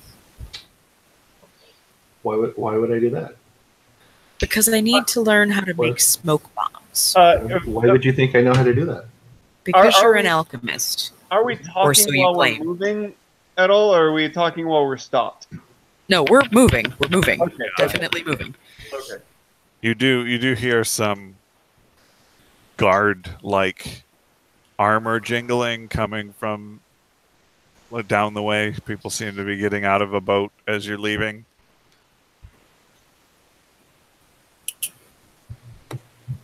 I am doing my best to hide. Doop boop doop doo. It's laying on the floor of the wagon. Also, Yes. Caladrel, Can I assist him in his stealth check when I see that he's still got like most of his ass sticking out from underneath the blanket he's covered up in? Yes, if you would like to sit on him like he's some sort of bench, Yeah. probably the Well, best way to go. I suggest if we end up encountering anyone tonight, you speak no common. In fact, the only language that you speak is really bad Beresian. Okay.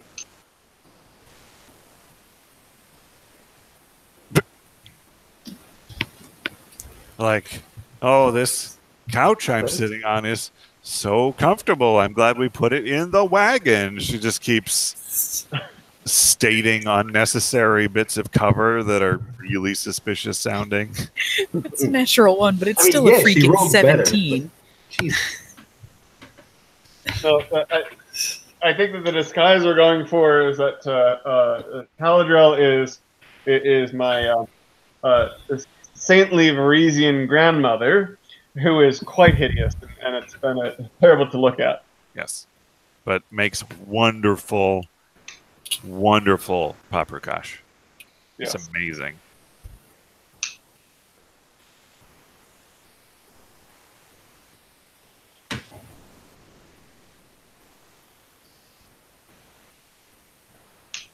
So you make your way out of town. With a quickness. Yeah, the streets are fairly quiet at this time. You pass a couple of posters talking about the shindig for later, with all of the out of town entertainment and whatnot. I'm gonna wait till we get out of town and onto the open road before I start a conversation. You pull off onto the open road.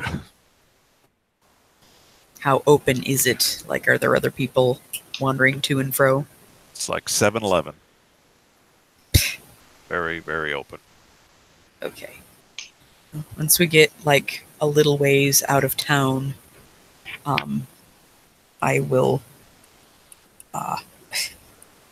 make sure that everybody understands like what was going on there as far as how it pertains to the letter that I had. Because I know I talked to Jerome about it, but I don't think anybody else was there at the time. Nope. But there's something big happening in 3 days, but all of these people that have these marks on them in a more permanent way than Jerome and I have, I believe that they're going to be sacrificed in the same way that the people back in Sandpoint were. And in fact, they've already apparently started, because there is some fancy game in one of the lower levels where they say that, your chances of dying or not dying are based on how much you want to bet, but I really think I could have won that game if that person didn't get all handsy with the clientele. Yeah, that was a little bizarre, but I don't think anybody wins that game. They won't let you see what they're putting into the boxes, so what is their incentive to let you live? Also, I'm pretty sure that they, want you to be dead anyway. Because then, once you're dead, they can just take all your money if that was what they were looking for. You're not going to stick around and gamble, but it's members only, so they're making sure that you're not dying without the mark on you. So that's not a good thing. They're trying to kill people. I would say don't eat or drink anything if we end up back there, but there's something going down in 3 days, and I don't know if we'll be back in time for it, but we'll give it a shot. Otherwise, we'll end up just having to clean up the mess. That's unfortunate. We probably should have warned somebody on our way out. Who could we warn? Everybody was on their side. Whoever wrote this letter is actually fairly clever. That is a good plan for, to accomplish the goals that they had set forth. Trying to nurture greed. There's no better way to do that than to give somebody a little bit of money and then offer them more. It's insidious. But I wanted to get moving because I worry about what we might find in the fort. So who's taking first sleeping shift? I will sleep. I'll take second. I guess that means that Caladrell is also sleeping. Sure. I really do need you to show me how to make smoke bombs, by the way. I mean, we'll have to stay up to do it, but I can do You don't that. have to do it right now. Oh. But, well, maybe that's a better idea. Maybe Caladrell and I should end up on the same sleeping shift so that he can show me how when we're awake. All right, fine. I'll sleep at the same time as Takar, but he has to be on the other side of the cart from me. You are the small spoon, buddy.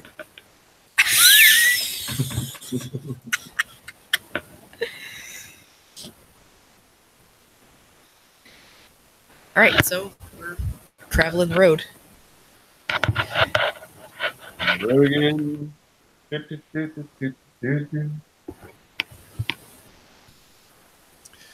All right. So as you travel the road, it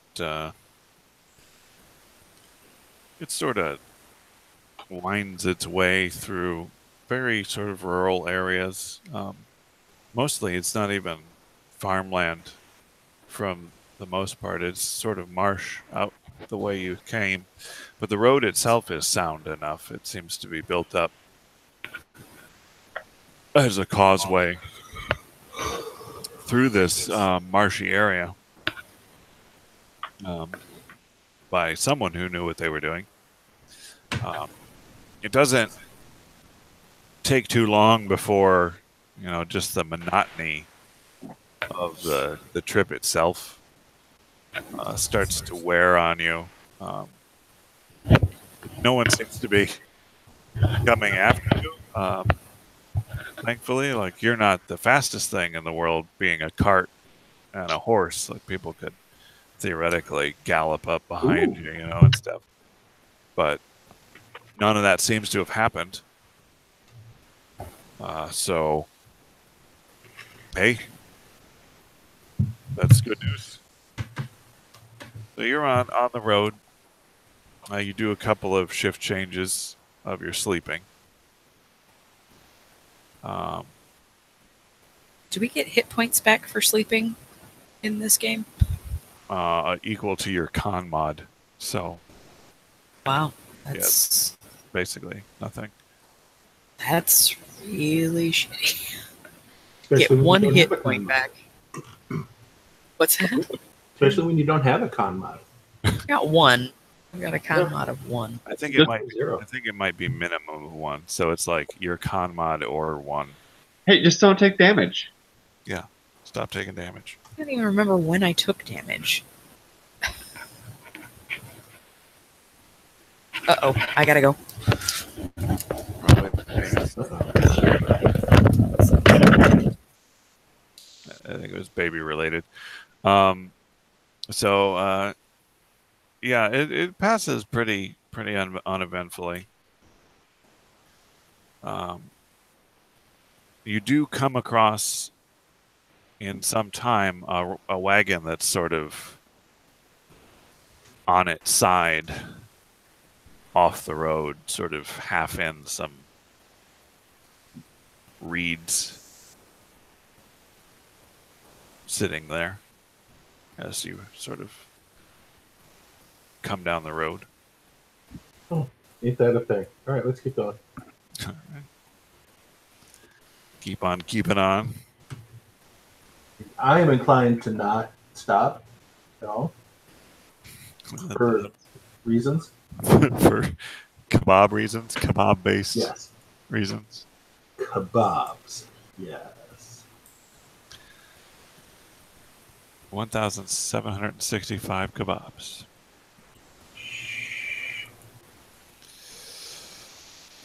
So you make your way through there, and you wind up basically a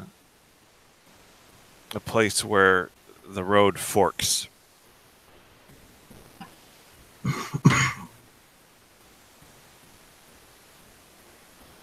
And there is a sign that indicates the direction of Fort Rannoch. It seems to point to the left path. Take that road, go down, and you come upon a covered bridge. It's an old wooden covered bridge. I think you guys are already copied over there to that map. Maybe? Oop. Doesn't look like it.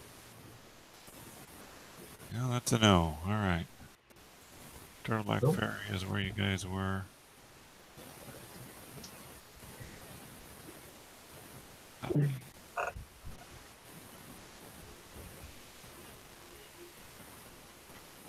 Oh, that's right. It's nighttime. Oh. And it's raining. Whoa.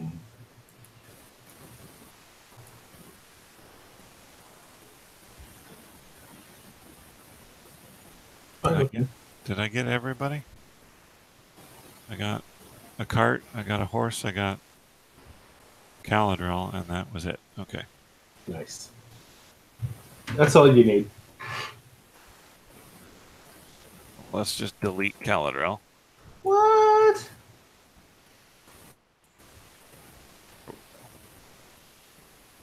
This weren't quite close enough to each other. No matter how many times I group this cart and the horse, they just never stay grouped. Until I move one of them, and then suddenly they're a group. It's really annoying. Alright. So you're back over here. At this side of the bridge. Coming down the road. And notionally there's a horse.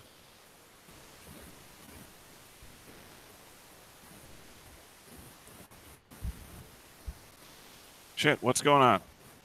What? I tried moving something. You should not do that, because I am in the middle of moving it, and now it's gone forever. Uh-oh.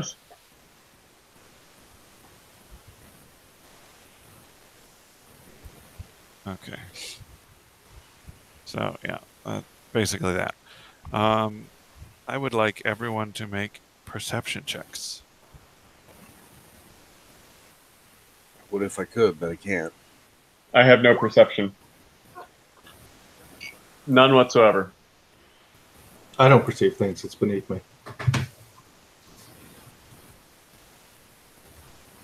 Oh, and I'm going to have to do that for Rena.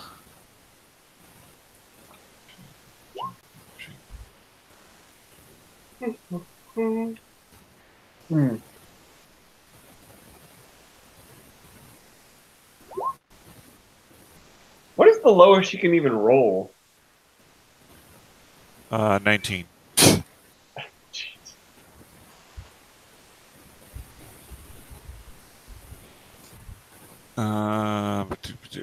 Okay, so yeah, she definitely. Here's the thing, Jerome, you also hear a thing. Over across the river here and across the bridge, there's a small, like, wood that seems to be visible. And in that, you hear this yowl, as if an animal in pain. Specifically, seems to be cat sounding. Oh.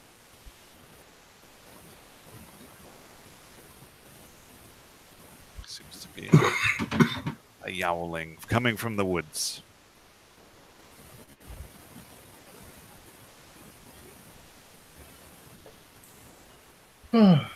Um. Um.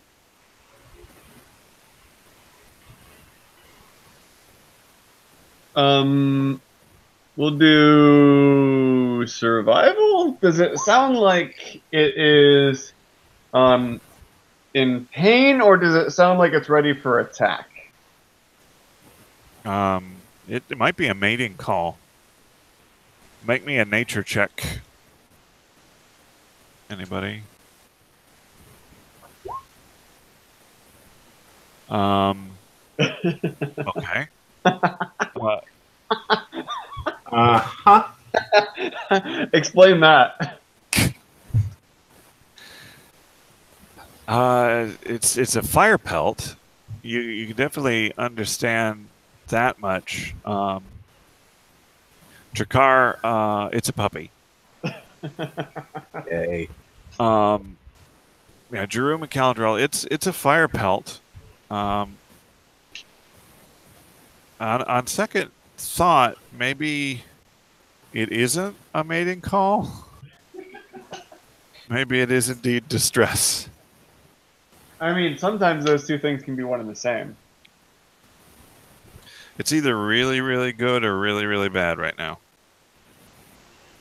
for this fire pelt.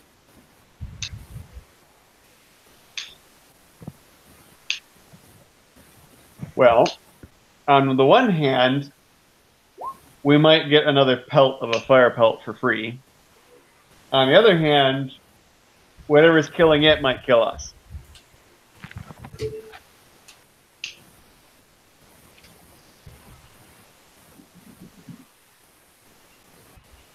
And since Caladriel, it's just you and I that are awake at the moment, Is it? we should probably make a determination. Is it? Since you and I are the only ones that are awake at the moment. Are we? Yes, we are.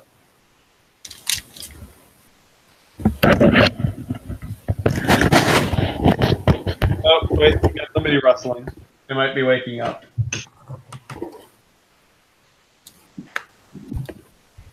Who's waking up?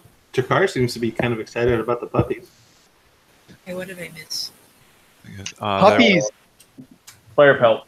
There was a yowling as if of a cat in pain, identified as a fire pelt in the woods across the bridge.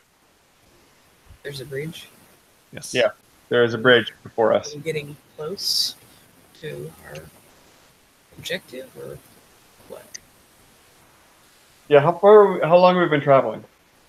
We've been traveling for enough time for a shift change of sleeping, so you've been on the road for a good amount of time. You're probably about 2/3 of the way there. Thinking about the directions you were given, crossing this road to be sort of one of the last main landmarks. So we're thinking about direction, wondering why we haven't before. Yeah, I mean, Okay. you could stand. In the place where I live, we're a little far away from there. Yeah, well,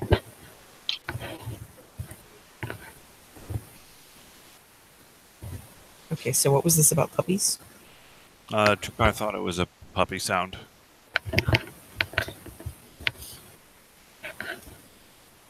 So it's like off in the distance then? Yes, in the woods. Apparently I got a really good perception check while I was on. Yep.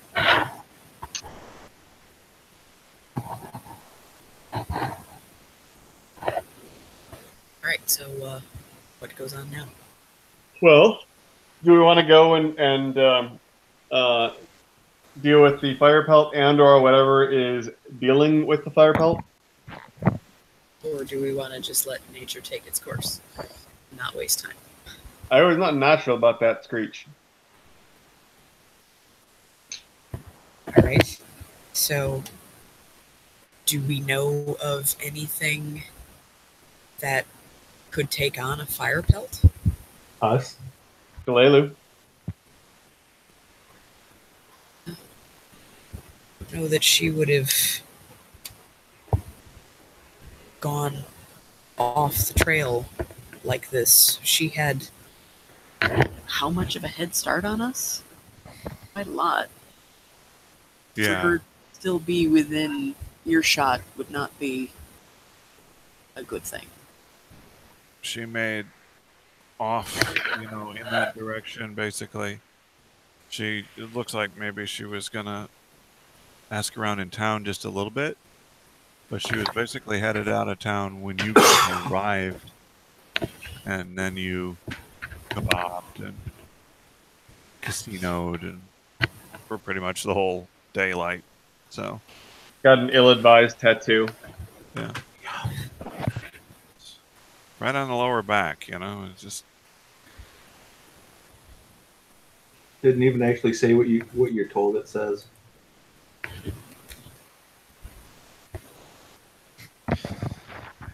It said adventurous. That's what I'm told. I have an adventurous soul. All right. So Do we care about the fire pelt or whatever is eating it? I care about what's eating it. I don't particularly care about the fire pelt unless I can get its pelt. However, that is the direction we need to go, and this does not look like a navigable river, at least with our means. Okay. And suddenly I've got that thing. Think? I completely blanked as soon as I started talking about it. skid. I mean, I usually blank whenever you start talking about anything. So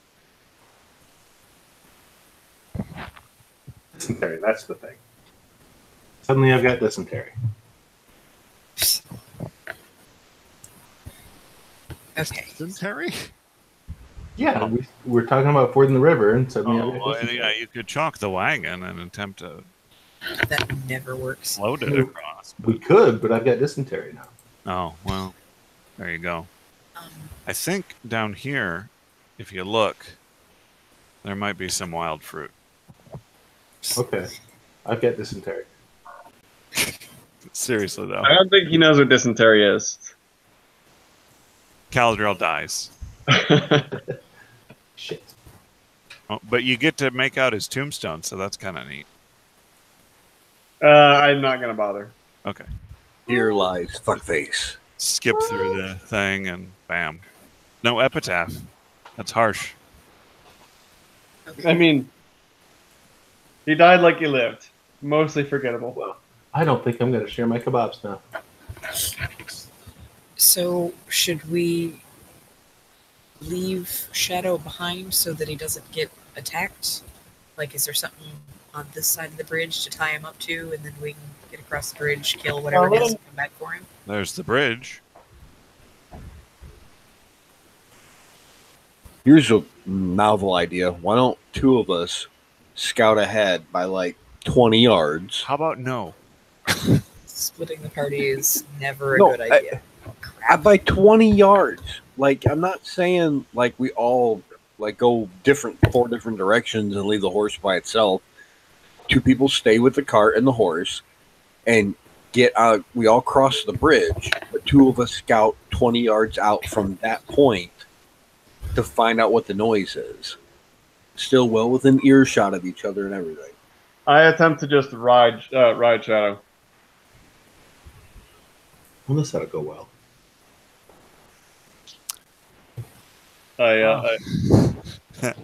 Okay. So you get up on him and you're a little unsteady. Like it's a moving thing. I don't know. Like, why do people do this? But you seem to be able to get him to move a little bit. All right, and I unhook him from the wagon. Yeah. All right, guys, let's go. Now he's riding and everyone else has to walk Yeah, the rest of the way.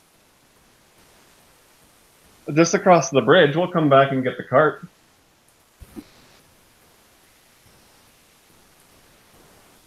Okay. He is a war horse. Well, is it dark Oh, outside? Lord. Is it nighttime? Yes, it is nighttime. I've got dark vision. And it's raining. What? And it's raining. When did that happen? Alright, well, I guess I'm gonna take the lead. I guess.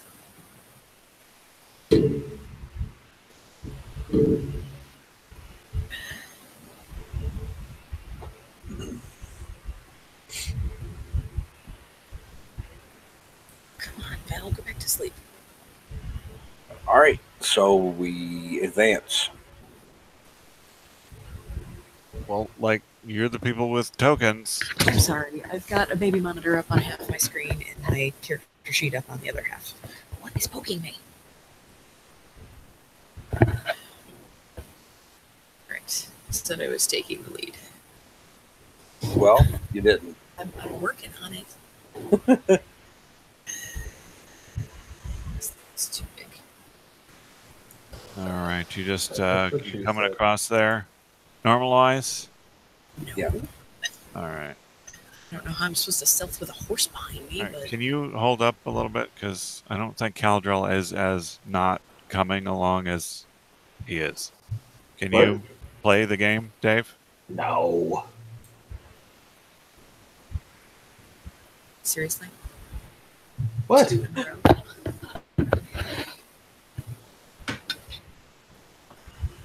Where'd my thing go?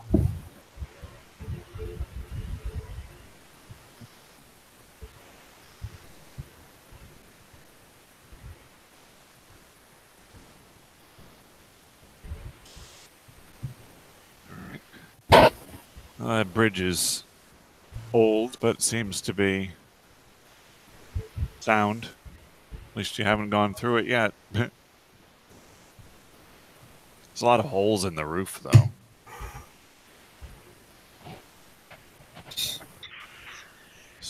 Some disrepair. Where do I have to go before I can get another stealth check? Well, you gotta go half your speed if you're being stealthy. What's that?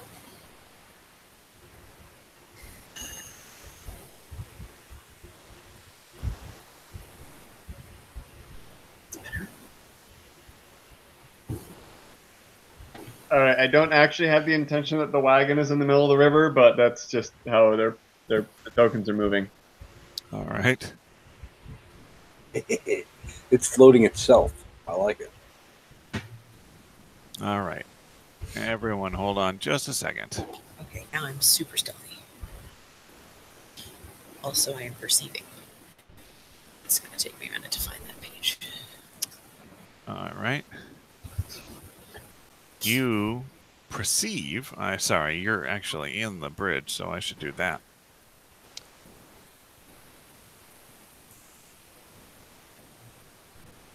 You perceive a cackle I'm out. from No. several locations. Is my sense undead happening? Detect undead. The trees are laughing at us. You detect no undead, Okay. but several goblins descend from the holes in the roof of the bridge, in the bridge roof superstructure, and block your path and hem you in. The goblins just walk over him. Push them right into the water. Right. Roll initiative, people. Look, you little shits. We don't have time for this. Nobody got time for that. Jesus, 2 criticals.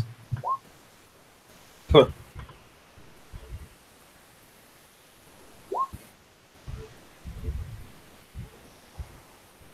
So either the bridge is going to catch on fire or it's going to blow up.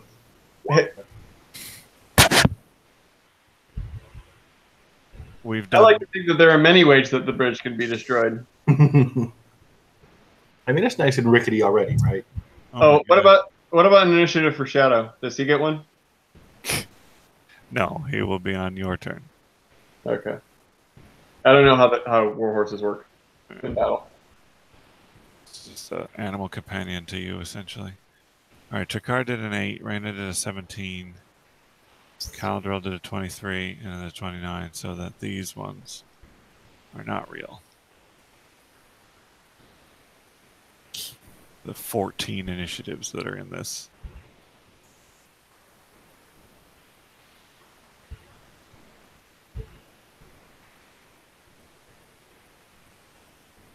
Oops.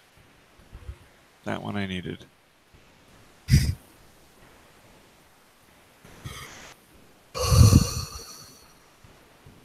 Shit. Why does the wagon now have an initiative? Yeah, why does the wagon have an initiative? Because it's still grouped, stupid thing. It's grouped, but you can move all the pieces independently except for when you want to. It is not grouped, but yeah, it is. You hear that, roll 20? You fix the other thing, now fix that thing.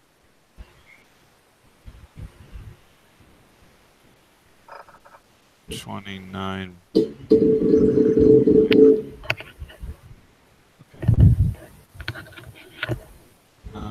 Descending. All right, Jerome. You're up.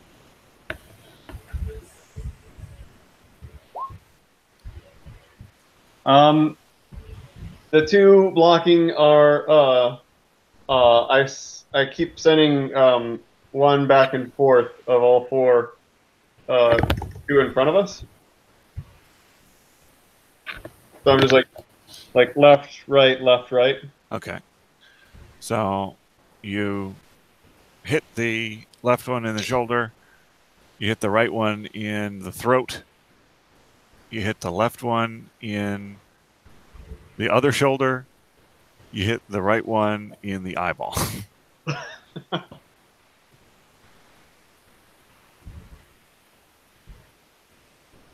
right one goes super down. The left one gets a repeating pattern of colors and lines. Seriously.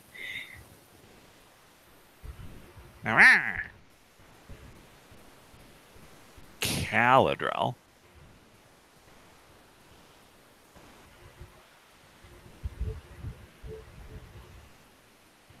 Maybe not. Caladrel, you're muted. I did it to myself that time. You son of a damn it. bitch. All right. You should beat yourself up. Well, let's let's go ahead and I have faith in this bridge. Oh God. I don't have faith in you. It's only one goblin. Please don't waste a bomb on it. That's 2 goblins. One of them is definitely dead. No, Right He's next to not me. going after the same one. Oh. You don't see Okay. all the pinging? Yeah. No, I'm sorry. I had the thing scrolled over. I only have half of a monitor to use. Well, pay attention to me. Don't like you. Well, I'm gonna bomb Raina. Okay. That'll just be her. Yep. Makes sense to me. Bombing these guys, excluding Turkar. And the bridge? Well, I can't exclude the bridge. Huh. Okay. Huh. Okay. You see 16 and a half? I noticed you didn't exclude yourself. Yes, I did. It's like an automatic exclusion. Is it? Why would I ever want to bomb? Well, I have bombed myself. Yeah, you have. Well, yes, it was an exclusion. Okay. Sometimes a young alchemist just discovered. But because I missed, I still have to roll for where it lands. It didn't miss. I should ask. Did you miss? I don't think you missed. Oh, well, never mind that. Let me just check. I was supposed to have this thing up and I didn't. What stupid settings? We don't want the settings.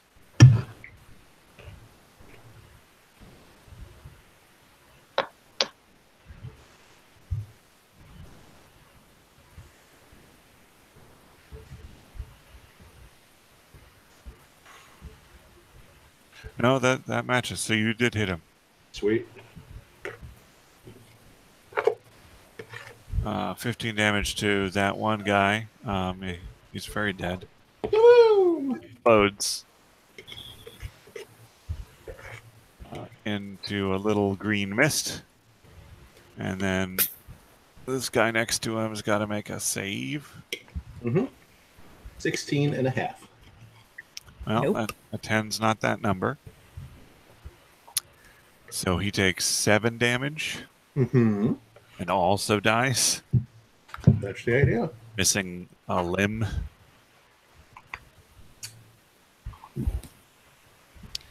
Killing him all over the place.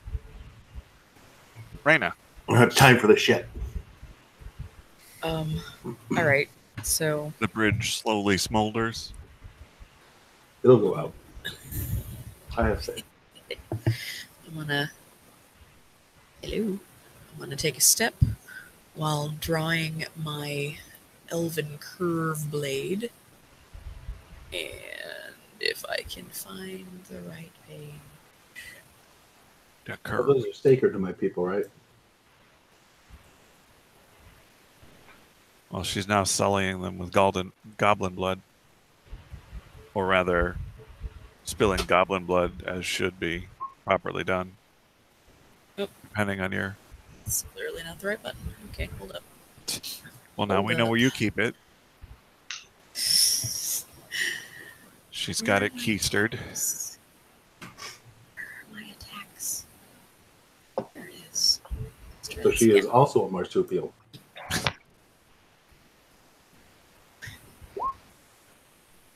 Sweet mother of God. Suck it, goblin! Get wrecked! Damn. You strike at this goblin, and it assumes that you missed. Laughs and then falls into 4 pieces. That's right. All right, Takara, the other 2 are yours. Seriously, pull your weight. You're up. Excuse you, Caladrel. Just so I can't hit anything with a bomb. Whatever. Excuse me, I just killed 2 of them with a bomb. Thank you. Shut it. You did that by basically handing it over to them. No, here. I've done that successfully before. Here, hold this for me. What is the distance between me and the closest goblin here? Was that like 20? You say that like there isn't a thing for that. I could. They changed the look of it. I don't know what I'm selecting here. 30 feet. Oh, is that the range now? That's weird. 30. Yeah, it's got other things in it now. Snap to corner, snap to center. Yeah. And is the no snapping the normal ruler? I guess, but that's just a ruler from everywhere. Anywhere and everywhere. Oh, eel. I mean, it's fine. It doesn't It's matter neat. much. Okay. What the fuck is happening right now? Is this a laser show? Everyone's got to fuck with it now. Laser Floyd. Anyway, Okay. it's 30 feet. So I Boy. pull out a javelin and I, launch it at this goblin-like body. Well, you definitely pin him right in the knee. Who is an even smaller target? Next time, go center a mass. He gestures with both hands towards the javelin sticking out of his left knee. It's in the bone. Exactly. I am pleased. I start to close with, All right. and that concludes my turn. All right. The goblin's turn.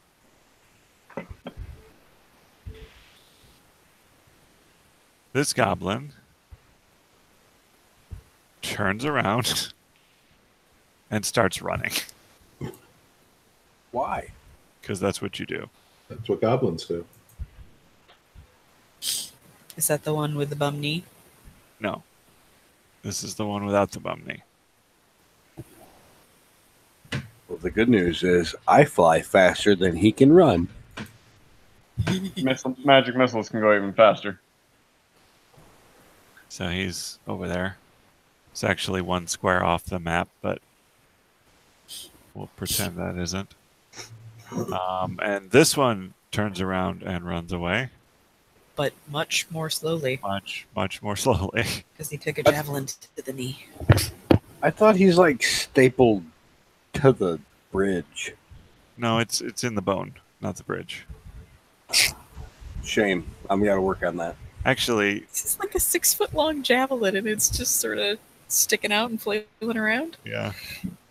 Well, it goes to the other side, but like he's throwing from a height. There's an angle. Like it's not, Actually, he thinks about running, and then realizes that his knee is going to be a real problem, and running isn't going to work. So he jumps over the side into the rushing river. I'm sure that'll be better Wait a for him. My question is my javelin still in him? Yes. God damn it. It's my favorite javelin. Who's up next?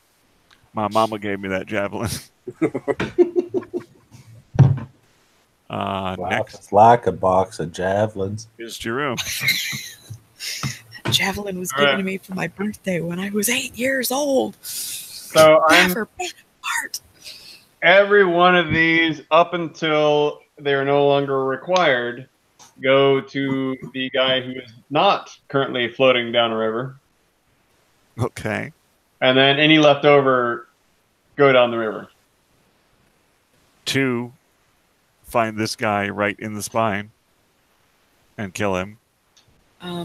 No two more than 15 feet apart. So you get one target. Oh, Oh. yeah, very true.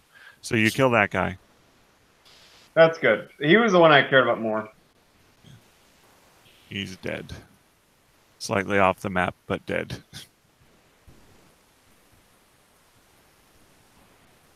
And the other 2 just sail straight up into the sky and burst into shiny, sparkly colors. Pew pew. Pew. Caladrel. Also, I start moving. I take the rest of my turn moving What can I move with the horse? I thought he had 50. Standard movement, yes. Like 50. Is that the way we're going? That seems like backwards. It's towards the cart. Yeah, that's the way you came. That's where you left the cart. Oh, The cart is in the river as we speak. fucking. Because they're grouped, but they're not grouped. Yeah. Yes, exactly. All right. Kobe.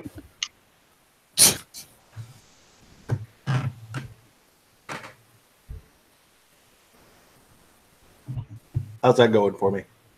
Oh, that hits. Yeah, it does.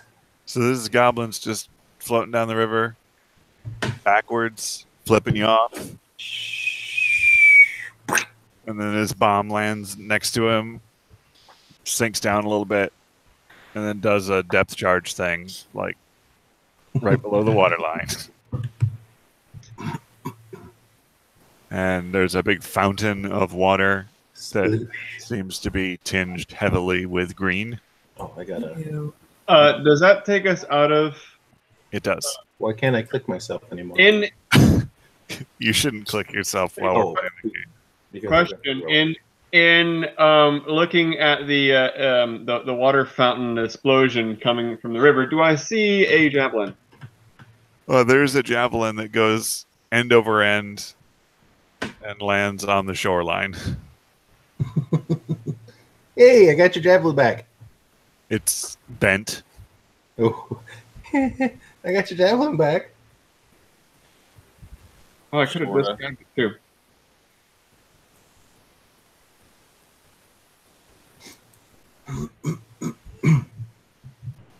Mage hand.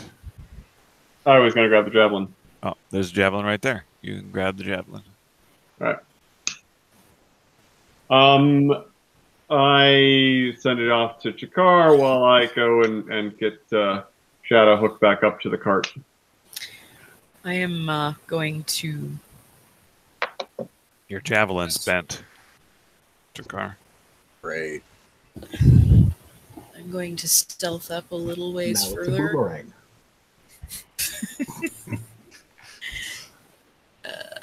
Come on. Oh, there we are. So, moving stealthily. Maybe. Yes, moving. Little goblin was floating down the river backwards, flipping you guys off the whole time. Till he exploded. And seeing what there is in the darkness. Really? What the hell is that? Oh, I see. Well, that's interesting. So how they're grouping is that if I'm selected on something else and then I go to move one of them, it'll move. But then once they're selected, then they move as a group. Ah. So if I move it while something else is selected, they'll stay together. Or I can move them independently. Weird. So, do I see anything in the darkness for a 22? Or You're did anything attracting them. see me with a 29? You're peering into the darkness? Yes. Stealthily. All right. The darkness peers into you. You see in the woods, it's fairly dark in there. Cast magic missile at the darkness. Pew! As the sound that you guys made with your bombs and whatnot, the yowling that you had heard previously seems to get more frantic. Whoops. Oh, I'm going to continue walking over to the other side of the bridge with Shadow. So, does the sound seem to be in the same place Yes. it was before? Yes. And you can also, over here, since the river noise is behind you and you're better able to separate that out and filter it while you're listening, you also hear the distant baying of hounds and something like a slight metallic clink. That's what I thought. I think the fire pelt is in a trap. I don't think there's anything killing it. I think it's in a trap.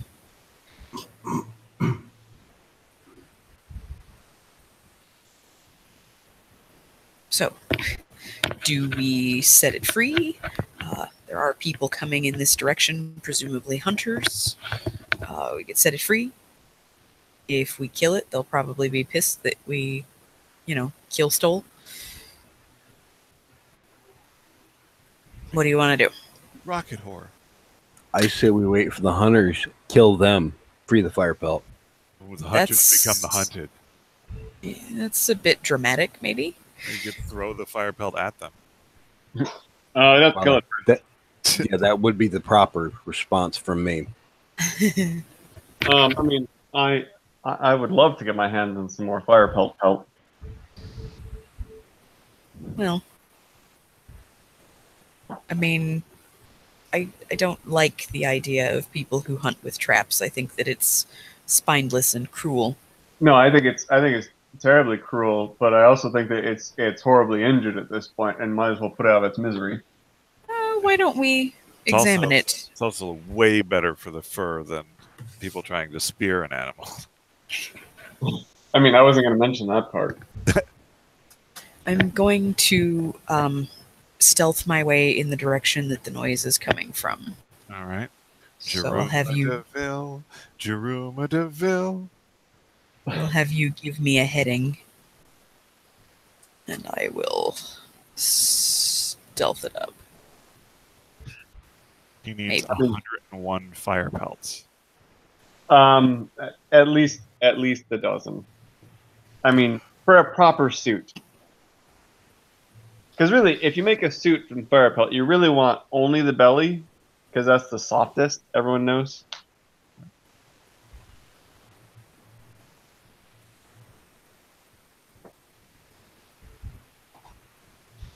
Okay, so that's what?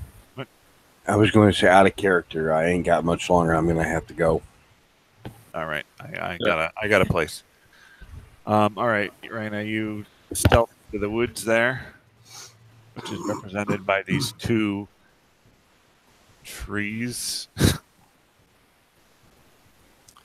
Okay.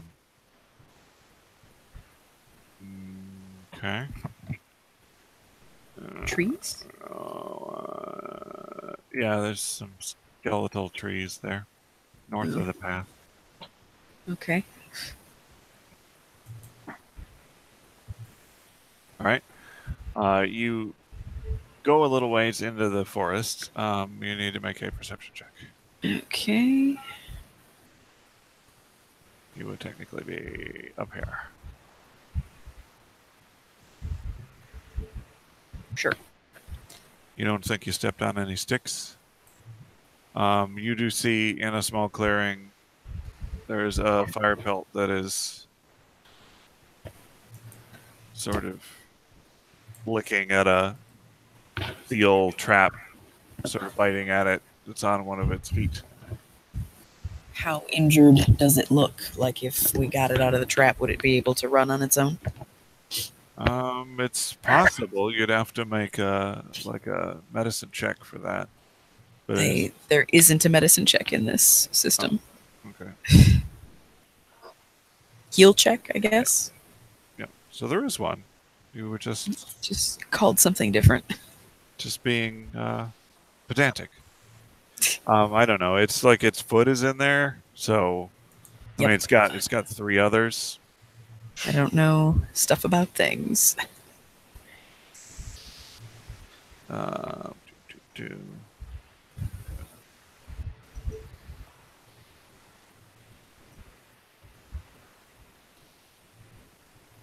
Ooh.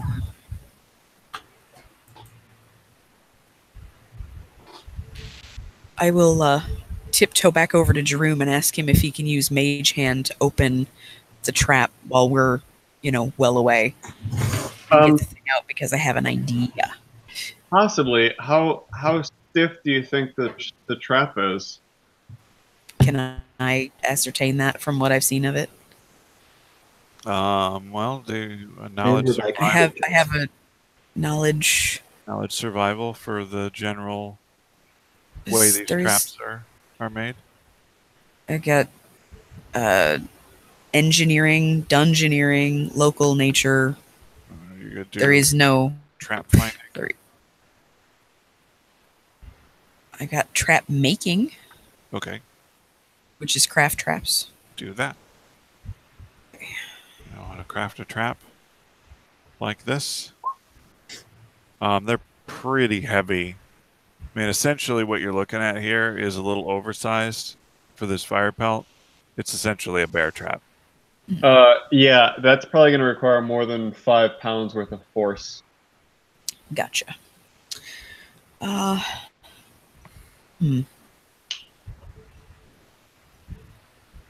It's a little more barking in the distance, and you can just about hear a voice singing an off-key song about eating kittens.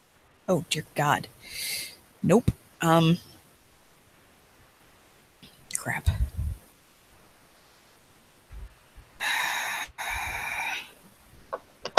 Drakar, I have no right to ask this of you, but will you help me? Help you kill the beast? Sure. No. Well, which beast are you referring to? No, I want you to help me release the fire pelt. Only if it kills the thing that's making that ungodly racket singing. Oh, I do have a plan in that regard. I have a little trick up my sleeve. Go and eat them kitty cats. I was going to eat them kitty cats. I'm going to eat them up, kitty cats. How close is this thing getting? It's off in the distance. You probably should move quickly if you're moving. Okay. So, I'm going to ask. Takar, you struggle for a second, and then you find out you're already free. That was so well played, sir. I'm going to ask Takar to either try to distract the thing or tackle it and pin it down while I get its leg free. And then throw it before Are you sort of in the clearing at this point? Yeah. Like, I don't see where the fire pelt is, so you put me wherever I needed to be. So you're up there, like, also approaching. Yeah. Also, I'm searching for more traps because I don't want to step in one. Going to use this tiger. Okay. Right, where's that tiger? There's that tiger. Okay, so yeah, you see that as you come into the clearing, you know, sort of slowly approaching this fire pelt, it starts to like jump about a little bit. Its butt moves back and forward, and it sort of makes a run for you, and then gets caught on the chain, and then starts whining, and then hops about a little bit more. Make me an animal handling check, the two of you. Animal handling.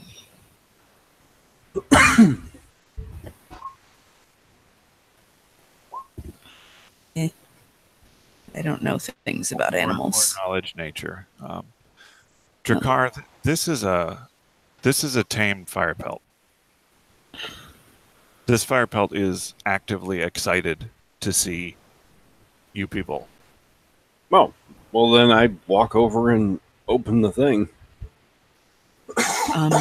Make a strength check, please. Drakar just is walking over towards this manic fire pelt, Raina. I'm alarmed. It's like, oh no, I meant to hold it. This seems like in character for Drakar, actually. Yeah. Is he gonna punch it? I don't get it. You manage to work on the trap, and you get it the second time. You got to push both sides, and it slips its paw out, and it holds it up. It does seem to be injured.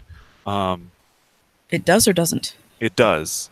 Okay. It's holding its paw up. I'm gonna give it a zap with the wand of cure light wounds here.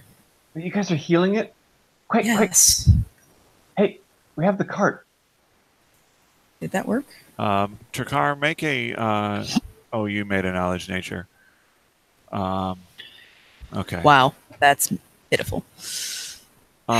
You've seen people like with animals like this. They tend to be real naturey kind of people, or they wander around with like bows all the time and wander the woods. So, I've never sort known of a- Shalelu to have a fire pelt animal Yeah. companion, have I? no, That you've is, never seen her with an animal companion. Okay. That is what I was going to ask. What do I roll for smell? Like, do I recognize the scent of this fire pelt, or one that might be on it? It's like a perception. I'll take for sniff. Okay. I'm going to do a thing. At this point, the singing is getting quite close. That's why I'm telling you that I'm doing a thing, but I have to.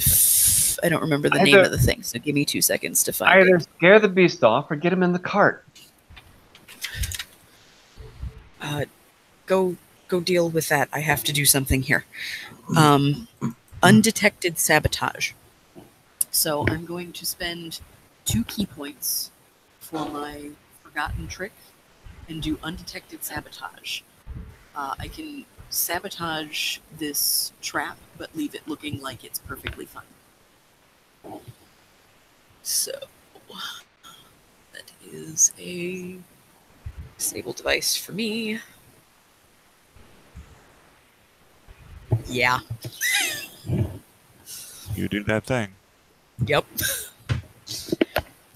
Can I have done it well enough that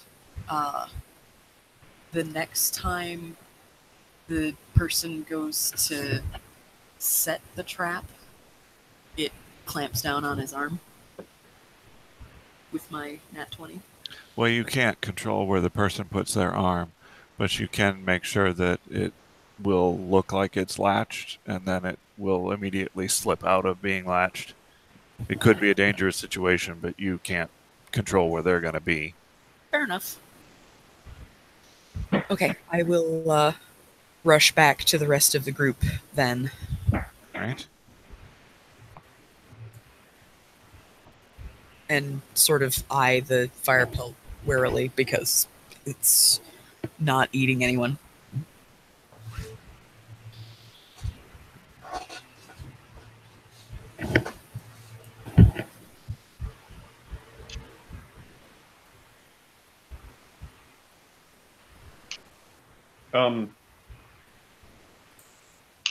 He's reading, so I'm assuming that in-game time is stopped.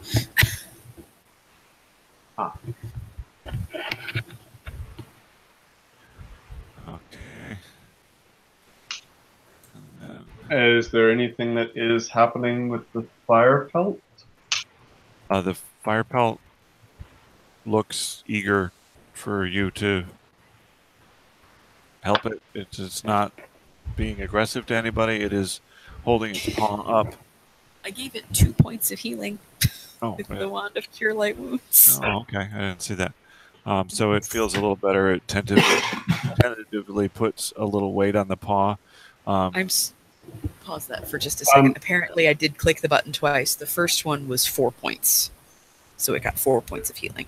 I walk to the back of the cart and hold up part of a tarp. It looks at you and looks at the tarp and sort of walks off to the road that is your path towards Fort Rannoch that you were going to be going down to the south there on this map. Mm-hmm. And then turns around and looks back at you. Yes, okay, but we don't want them gesturing toward the noise to notice you. So maybe hop in the cart and be quiet till we get past them? Make a handle animal check. Right, because you know that. Or a persuasion. I'll accept persuasion. Okay. What is persuasion? Diplomacy. Diplomacy. Here, kitty, kitty, kitty. Here, kitty, kitty, kitty, kitty. Crunch them up, mash them up, make them into paste. The cat turns around and comes down the road and hops up into the wagon gingerly with the one paw and sort of hides under the tarp. Several of the dogs' sounds are getting much closer as a couple of hounds burst into the clearing where you are. And it is at that point that I will call the session for this evening. Okay. So nobody really moved on the map, but I did say that I rejoined the rest of the party, so I'm not in the clearing anymore. So we're over here. Okay. Is this the road, this sort of lighter colored thing? Yes. This map is terrible. Right. Everything's the same color. It's really perfectly visible. I can't see anything. It's all. It's brick. It leads to the south. It's pretty obvious. I gotta say the boat. I had so much fun on the boat. So did I. It was good fun. So much fun on the boat. Oh, we're still alive. Yeah, hold on.